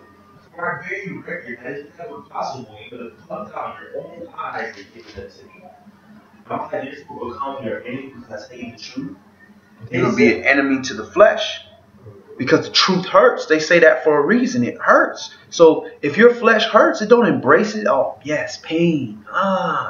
Something's wrong with you when you do that. And there's people like that. But the pain is supposed to tell you stop because you're going to break a bone. You're going to injure yourself. So what we have to do is determine the difference between that pain that's saying, okay, you're going to kill yourself. And this is not a transgression of the commandment. Different from that pain because you don't want to deactivate that pain because you just continue preaching and preaching till you fall off a cliff and die. Well, I wasn't afraid of pain. Well, how are you going to preach? You done fell off a cliff. But you got to separate that and say, this pain is not going to kill me. This pain is going to make me stronger. Just like working out. You got to know the difference. I'm going to bench 500 pounds. It's painful, but that pain is going to kill you if you were just benching 185 pounds before. But, all right, I was doing 185 before. I'm going to push for 225. Give me a spot. Oh, it hurts. That pain is going to build you. Go ahead. They zealously affect you, but not will. Yea, they will exclude you, that you might affect them. But it is good to be zealously affected always in a good thing, and not only when I am present with you. My little children of whom I should pay the birth again until the Messiah be formed in you. I desire to be present with you now, and to change my voice. For I stand in doubt of you. Tell me, you that desire to be under the law. Do you not hear the law? For it is written that Abraham had two sons, the one by bondmaid, the other by a free woman. But he who was of the bondwoman was born after the flesh, but he of the free woman was by promise. Which things are allegories for these are the two covenants, the one from the Mount Sinai, which genders the bondage, which is Agar. For this Agar is Mount Sinai in Arabia, and answers to Jerusalem, which now is, and is in bondage with her children. So verse 25, for this Agar is Mount Sinai in Arabia. So where is Mount Sinai? Somewhere. It's in Arabia. So how's it going to be in Egypt if it's in Arabia? Don't make any sense. And these two covenants, the first one in bondage, we were under bondage of sin and sin and death. We were in bondage that every time we sinned, something had to die and we had to kill something. And we could never really truly learn the spirit of what the laws were because all we could understand was I got to give something up. We couldn't understand, well, how do you feel about giving that up? Eventually, you didn't care about the animals. When it was just an animal every now and then, you cared because that was your livelihood and that was your family. But eventually, it was like, oh, just got another animal. Don't worry, Betsy pregnant again. It'll be all right. So we were dead. We were under that bondage and we were stuck by the flesh trying to enter this kingdom by fleshly deeds, by doing things a certain way. The same as with Agar. He went, he was impatient and just did what he did. Versus the one that was by the promise when Yahweh gave it to you. So which one are we? Are we going to do things the way we want to do it? The way our flesh is telling us to get into the promised land? That is the bondage. Doing it according to bondage. Or you can do it according to spirit, which is according to the way Yeshua showed us how to walk in the spirit while keeping these laws and always keeping the spirit of the law, which is the whole purpose of the law. It was just given carnally because we were carnal. Go ahead. Verse 26. Which is above is free, which is the mother of soul. It's free. We have liberty.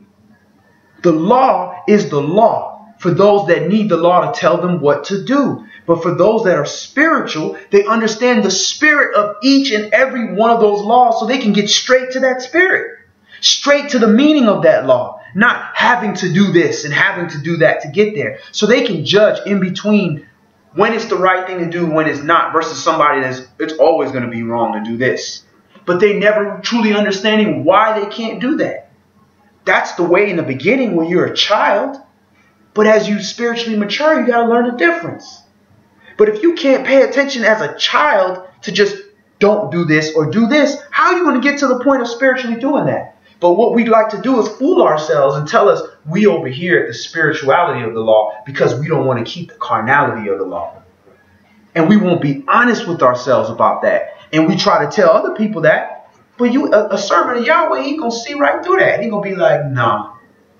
Because I done had that same spirit. I done been there. I know what that is. Nah, you're not fooling me. And if you get good in this word, you will eventually be able to fool a servant in this word. Where you like, wow, I really thought this brother was official. But you ain't fooling Yahweh. And he can fool every last one of us in here, but you ain't going to fool Yahweh. And that message is for ourselves because we may be able to fool everybody in the room. But you can't fool Yahweh. He knows what's in here. Go ahead.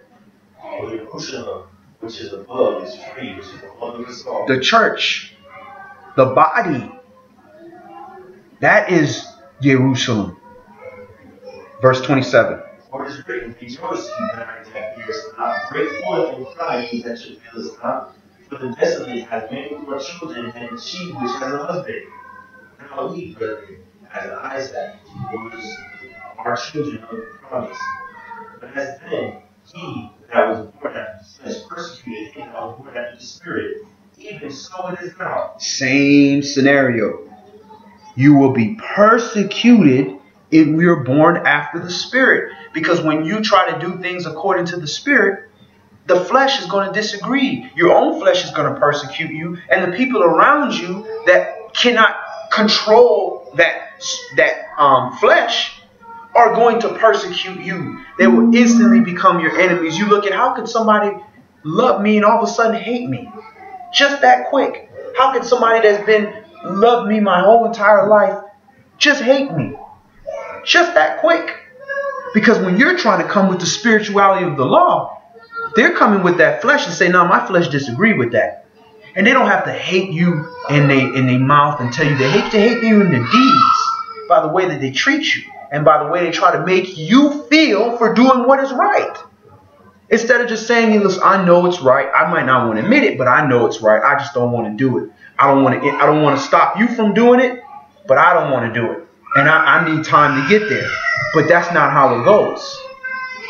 They come out against you so they can make their flesh feel better because their flesh is feeling bad about doing the wrong thing.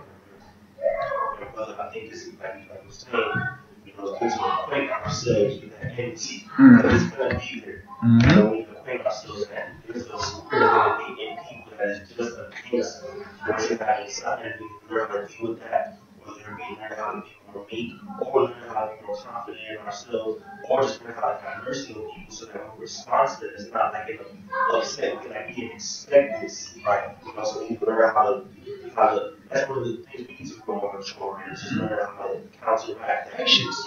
Have patience. Have patience for the word that you are delivering, the light to manifest. Have patience that when you cut on that switch, the light got to go way down there. Patient to wait for the light to cut on all the way back there. But now we mad. Click. I'm pissed off. Walk away. It's a lack of patience. And part of it is because of the urgency. Because we have that urgency, like we don't know how much time we have. But in that urgency and that zeal, you also have to have that faith that every one of these saints that Yahweh say is going to manifest is going to manifest. With or without you. And that's what we, oh, if I don't save this person, they're going to die. No, you don't make that decision. Yahweh makes that decision. All right, let's go ahead and go to 1 Corinthians chapter 11. And, you know, he lets evil manifest too. Not only does he let, you know, the spirit manifest, he also lets evil manifest. So certain things have to, like with me and my own experiences, certain mistakes and things that I did had to come about in a spiritual arena so I could be exposed. So that servants could be like, look, you see, this is your problem. This is why. This is what you need to work on. And it's embarrassing. And you're right. If you humble yourself, that is the greatest thing that happened to you. But if you are pride and haughty, then you fighting everybody that's trying to help you. Then you die in that sin. And then people are like, well, he's rejecting the help. I don't want to help him.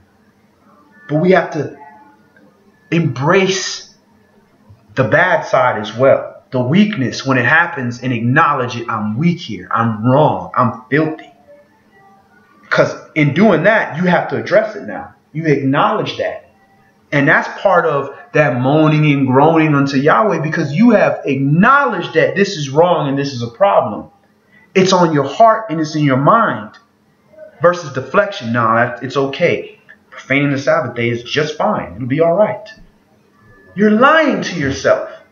So we have to be honest with ourselves and honest about certain things so that we can get help that we're not even physically asking for. So the Spirit can say no. The Spirit's like, my servant, he's trying to do the right thing. He doesn't know how to do it. He doesn't know how to verbalize it. Yeshua, let's help each other because we are one. Then that understanding might come to you, or servant might come to you. So we're going to 1 Corinthians chapter 11, and we're just going to read 18 through 34.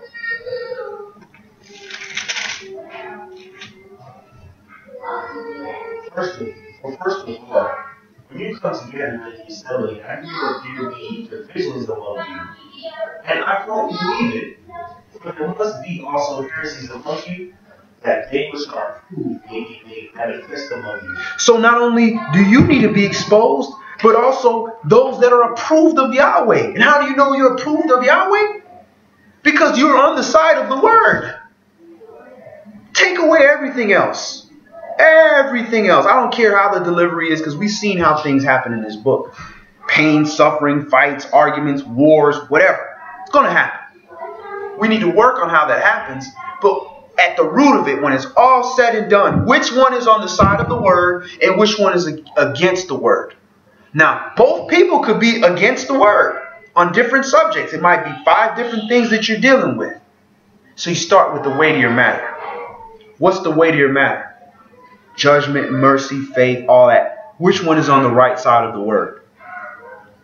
That person has been approved. They're on the right side. And then you keep going in and in and in. And that person may be on the right side of the word on that particular subject. That'll mean everything. And that's what we like to do also. This person was right about this, so they're just right about everything.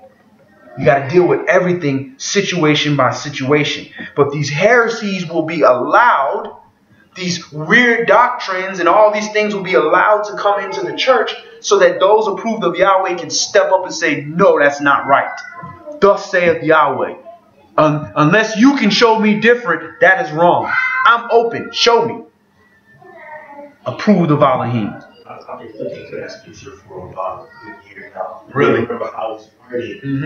But yeah, like a lot of people try to shy away from argument, but you know, if you have this creation, you don't know how to deal with yourself.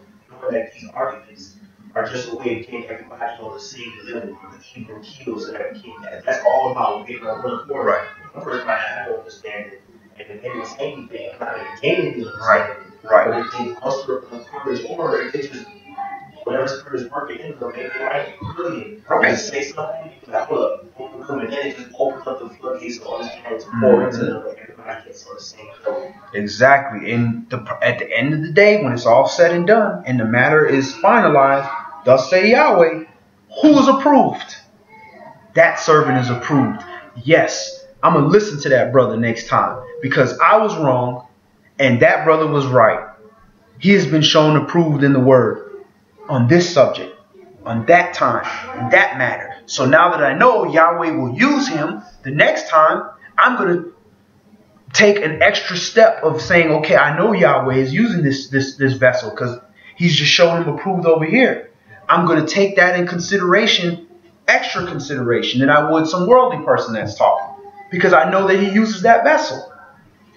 But again, that doesn't mean everything that person says you got to go by, because that's what you're there for. There's pieces of the spirit that you got to share that he doesn't have to. Go ahead. When we come together, therefore, to eat in one place, this is not to eat the master's supper. For in eating, everyone takes before other his own supper, and one is hungry, and another is drunken.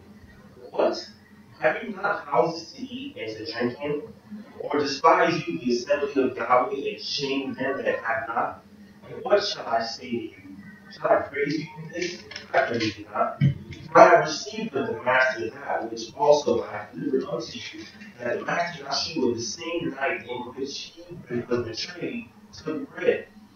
And when he gave thanks and broke it, and said, take, eat, this is my body, which is broken for you, use in remembrance of me. After the same manner also he took the cup, when he had supped, saying, this is the cup of the New Testament in my blood. And this do you, as often as you drink it, in remembrance of me. For as often as you eat this bread and drink this cup, you do show the master's death till he come. Wherefore, whosoever shall eat this bread and drink this cup of the master unworthily shall be guilty of the body and blood of the master. But let a man examine himself, and so let him eat of that bread and drink of that cup. For he that eats and drinks unworthily eats and drinks judgment to himself, not discerning the master's body. For this cause many are weak and sickly among you, and many sleep. For if we were to judge ourselves, we should not be judged. So it says, for he that eateth and drinketh unworthily eateth and drinketh damnation to himself, not discerning the Adonai's body. For this cause, for this reason, many are weak and sickly among you, and many sleep. This is causing you death. Sickly.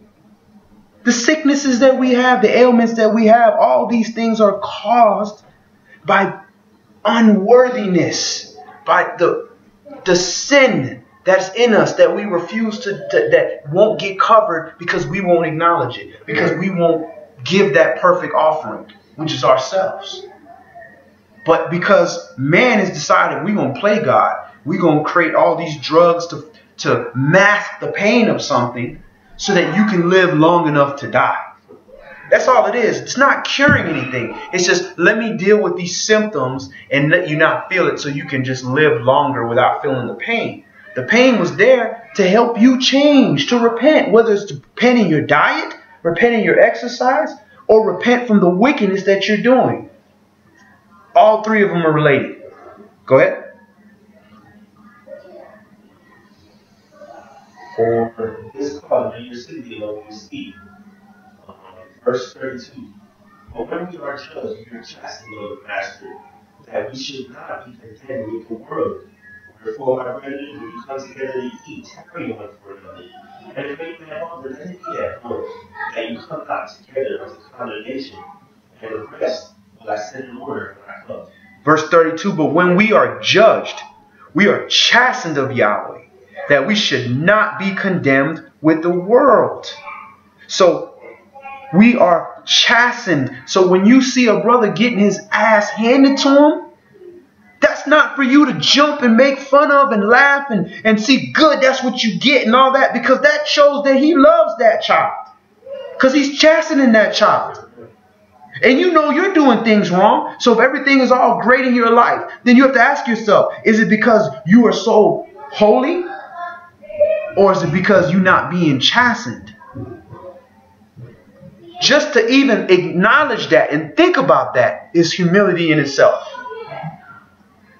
All right, let's hear the conclusion. Let's go to James chapter 5. Yaakov chapter 5.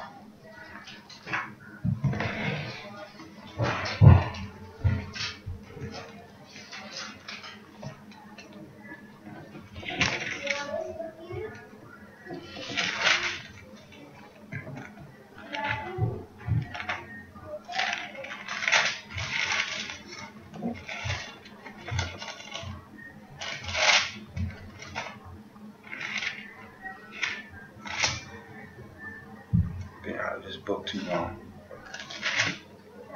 Pretty far back. It's like a 4 John. Go ahead. Close to it's really weak and how your miseries that shall come upon you. Your riches are corrupted and your garments are rocky, and your gold and silver is cankered, and the rust of them shall be witnessed against you. You shall eat your flesh as it will fire. You have heaped treasure together for the last days. Behold, the hire of the laborers who have bring down your fields, which is of you kept back by fraud, cries, and the cries of them which have reaped are answered in the ears of Yahweh Sabaoth. You have lived in pleasure on the earth, and have been wanted, and have nourished your hearts, as in the day of slaughter. You have condemned and killed the just. He does not assist you. So they don't realize it. Behold, the hire of laborers, we have reaped down your fields, which is of you kept back. So you're not paying people so you can keep more money. The cries of them have come up to Yahweh. And you lived in all this pleasure, never taking concern of your brothers and sisters around you, but you still wanting more is not enough. And you have been nourished in your hearts as in a day of slaughter. Everything is feeling great. When they about to slay that cow, they feed it, get it nice and fat, get it real big. So you're being fattened up and you're feeling like everything is great, but you're just being prepared for the slaughter and have no idea. Go ahead. Be patient, therefore, brethren, until the coming of the Master. Behold, a husbandman waits for the precious fruit of the earth, and has long patience for it until he receive the early and latter rain. So we have to be patient as well. We have to be patient for the Spirit to manifest in us as well as others. And especially understanding that no man has the power to retain the Spirit, we should be that much more merciful to one another when we fall in this word and when we make mistakes. But we always bringing up all this old stuff of what this person did.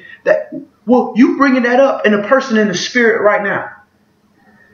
You offending that person. You being disrespectful. That person is in the Spirit right now trying to speak to you, and you trying to pull them back to a time when the Spirit wasn't in them.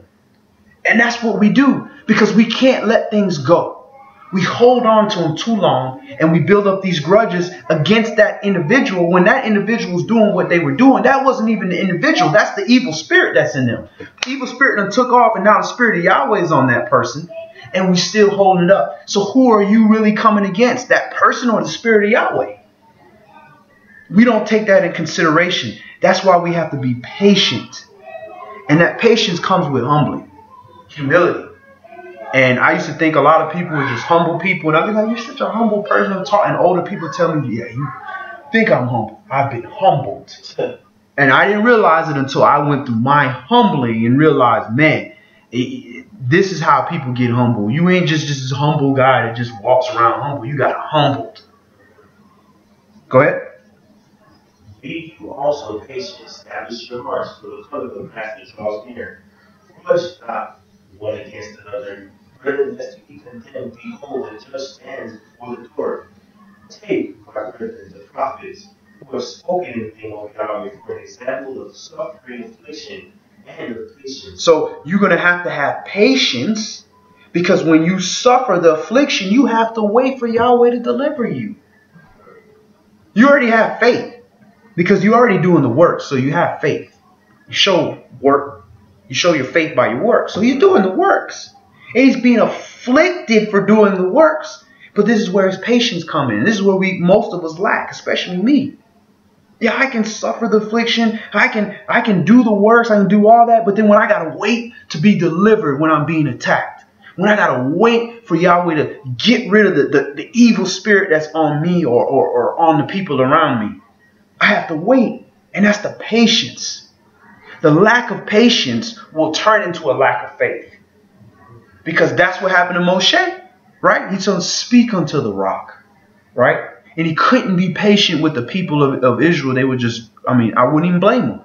They were getting on this man's last nerves, doubting him. And he's mad not really because of him. He's mad because you doing this to Yahweh. And the lack of patience eventually turned into a lack of faith. Speak unto the rock. Impatient. Bam. He hit it. He should have waited. He already went wrong. But he knew, damn, I was supposed to talk to the rock and I hit it. Is it going to come? I don't want to wait. Let me try again. Bam. And then finally it came out. Yahweh said, oh, I'm going to do it.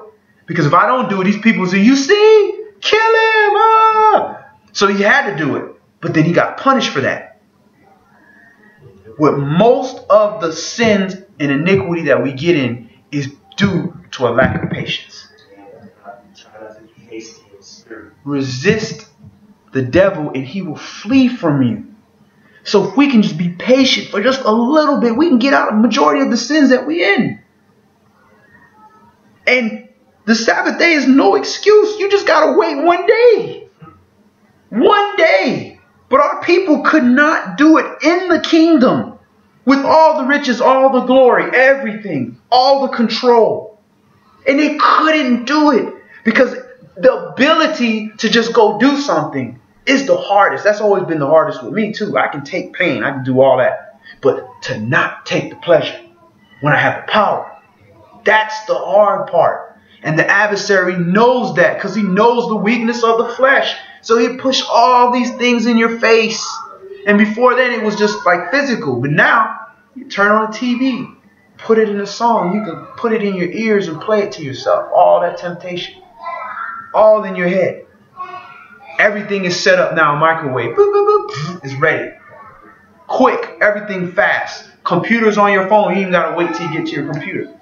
So it's taught to be not patient. Not patient. Now. We're even paid on time. Quick. Hurry up. Time is running out. Patience. Go ahead and finish this. Behold, you cannot be happy which is endured. You have heard of the cases of Job, and have seen the end of Yahweh. That Yahweh is very pitiful and of tender mercy. But above all things, my brothers, swear not even by heaven, even by the earth, even by any other oath, but let your gain be gain, and your gain be gain, lest you fall into condemnation. So you have heard the patience of Job. You have seen the end of the Adonai. That Yahweh is very pitiful and of tender mercy. You saw. He took him out of that pain. To the point where Yahshua was like, why are you letting me go so early? I can deal with this. No. That's my son. He down here dying. He did what I told him to do. Come home. Let's go. I got you. I'm not going to let you suffer here. And then he raised him up on the third day, just like he promised. See, I told you. You believe me, but I told you anyways. And you told them. Now everybody's like, you see, he's right. He came back. He did it. 3 days and 3 nights. But it took him patience. He had to suffer. He had to sit here. He had to wait. He knew what he was going to do. He knew when the time was going to come. But he had to sit there and he had to be patient and wait on Yahudas Iscariot to manifest into the vessel of dishonor that he was going to be. He had to wait until all these people he loved, knowing all of them are going to betray him. That's why when people betray me in this word or in life, it don't even really bother me that much anymore. I'm like, man, look what they did to Dawid. Look what they did to Yahshua. Expect the betrayal. That flesh is going to betray that spirit. Unless that spirit is in control, you're going to get betrayed. Or you're going to betray somebody. One or the other. So, happy are them which endure. Because you know there's going to be you're sowing a seed into heaven. You're enduring. You're enduring for his sake. You're not sitting in jail because you stole a car and you enduring. That ain't enduring. That's judgment. Go ahead. Verse 13. Is any among you afflicted? Let him pray. Is any married? Let him sing psalms. Is any sick among you? Let him call for the elders of the assembly and let them pray over him and unspeaking with oil in the name of Yahweh. And the prayer of the faith shall save the sick, and Yahweh shall raise them up. And if he have committed sins, they shall be forgiven him. Confess your faults one to another, and pray one for another, that you may be healed. The effectual fervent prayer of a righteous man avails much. Elias was a man subject to like passions as we are, and he prayed earnestly that it might not rain, and it rained not on the earth by the space of 3 years and 6 months. And he prayed again, and the heaven gave rain, and the earth brought forth her fruit. Brethren, you heard from the truth, and was converted, and know that he was converted sinner from the everlasting faith, shall save a soul from death, and shall hide a multitude of sins. So if you know that you are converting a sinner from sin, that you are saving a soul from death, then now you take that responsibility a little bit more close to your heart. If you know that a baby, we have enough common sense. We see a little dog in the street about to get hit by a car. We don't run up to him. You stupid dog, what's wrong with you? Don't you know you're going to get hit by a car? Come here. The dog will take off and get hit by a car and die. And we say, oh, hey boy, hey, come here. Hey, little guy. Come here. Hey. Here, take this. Hey, listen. Hey, take this turkey. Take this chicken. Here, come on. Come on, you get him out. Then you get him. Got his ass. Come on, get from him. What's wrong with you? You about to kill yourself, man. Where the animal control? Get this dog. He about to kill himself. Why we got enough sense to deal with things like that way, but then when we deal in the spirit, because there's no fleshly emotion overriding you at that point. The emotion to do good is taking over. And the adversary knows that. The dog can't speak to you. Or you say, he would say something to you that make you want to say, you know what? Get hit by a car, you stupid dog. You disrespect. This dog called me a nigger. Let him get hit by a car. You know what I'm saying? So it's that lack of that emotional response from the other individual that changes that. So the adversary knows that. So he will put those emotions on people and catch them and put things in their way and make them in a bad situation. So when you deal with them, you getting them in their weakened state. But if you're a doctor, shouldn't you expect that? You a trauma, ER, surgeon, and you fainting because a dude come in with half his head blown off? That's your job. You know that. They coming to you because they sick. So why is you tripping because you getting blood on you? You ain't going to be able to save everybody, so you gonna quit your job because you couldn't save the guy, his head was blown off? His head was blown off. The next guy, maybe his ear was blown off. You can save him. Go ahead. Multitude of sins. All right. That's all we're going to do today. The key things we want to remember is that we have to manifest. None of this can go down until the saints are sealed. So the 144 do their job, until the earth can do what it has to do, has to wait on us. So we can't sit here and complain about how wicked America is, but we're not doing anything to help the saints manifest so we can come out of here. And we want to also keep in mind that we don't know what the end of that manifestation is, whether it's going to be unto righteousness or darkness. So we can't be making those pre-decisions before based on pieces of evidence. That's not seeking diligently. Seeking diligently is to see the whole matter. And you can't see the whole matter, so you can't judge. Do your job. So do we have any questions or comments before we close in prayer? All right. Let's go ahead and face the east. All brothers remove the head coverings. All sisters pray with the heads covered.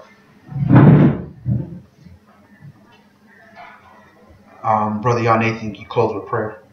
Heavenly Father, Yahweh, the Elohim of Abraham, Isaac, and Jacob, Yahweh, we thank you today for this Bible study, Yahweh, for manifesting your Spirit and your Son upon us, your Holy Spirit, Father, sending the comfort, the minister to our hearts, and blessing us with the word from you, Yahweh. We thank you for tabernacling with us to this day, Father. We pray that you continue to be with us and minister unto us, Father. Enrich the soil that's beneath us, Father, and provide us with the light and sunlight of Yahshua, Father, that we may grow upward, Father. And we thank you for this day. And we thank you and we pray to continue with us throughout unto the Shabbat, Father. And give us peace in all our ways, Father. In Yahshua's name we pray. Lord. Amen.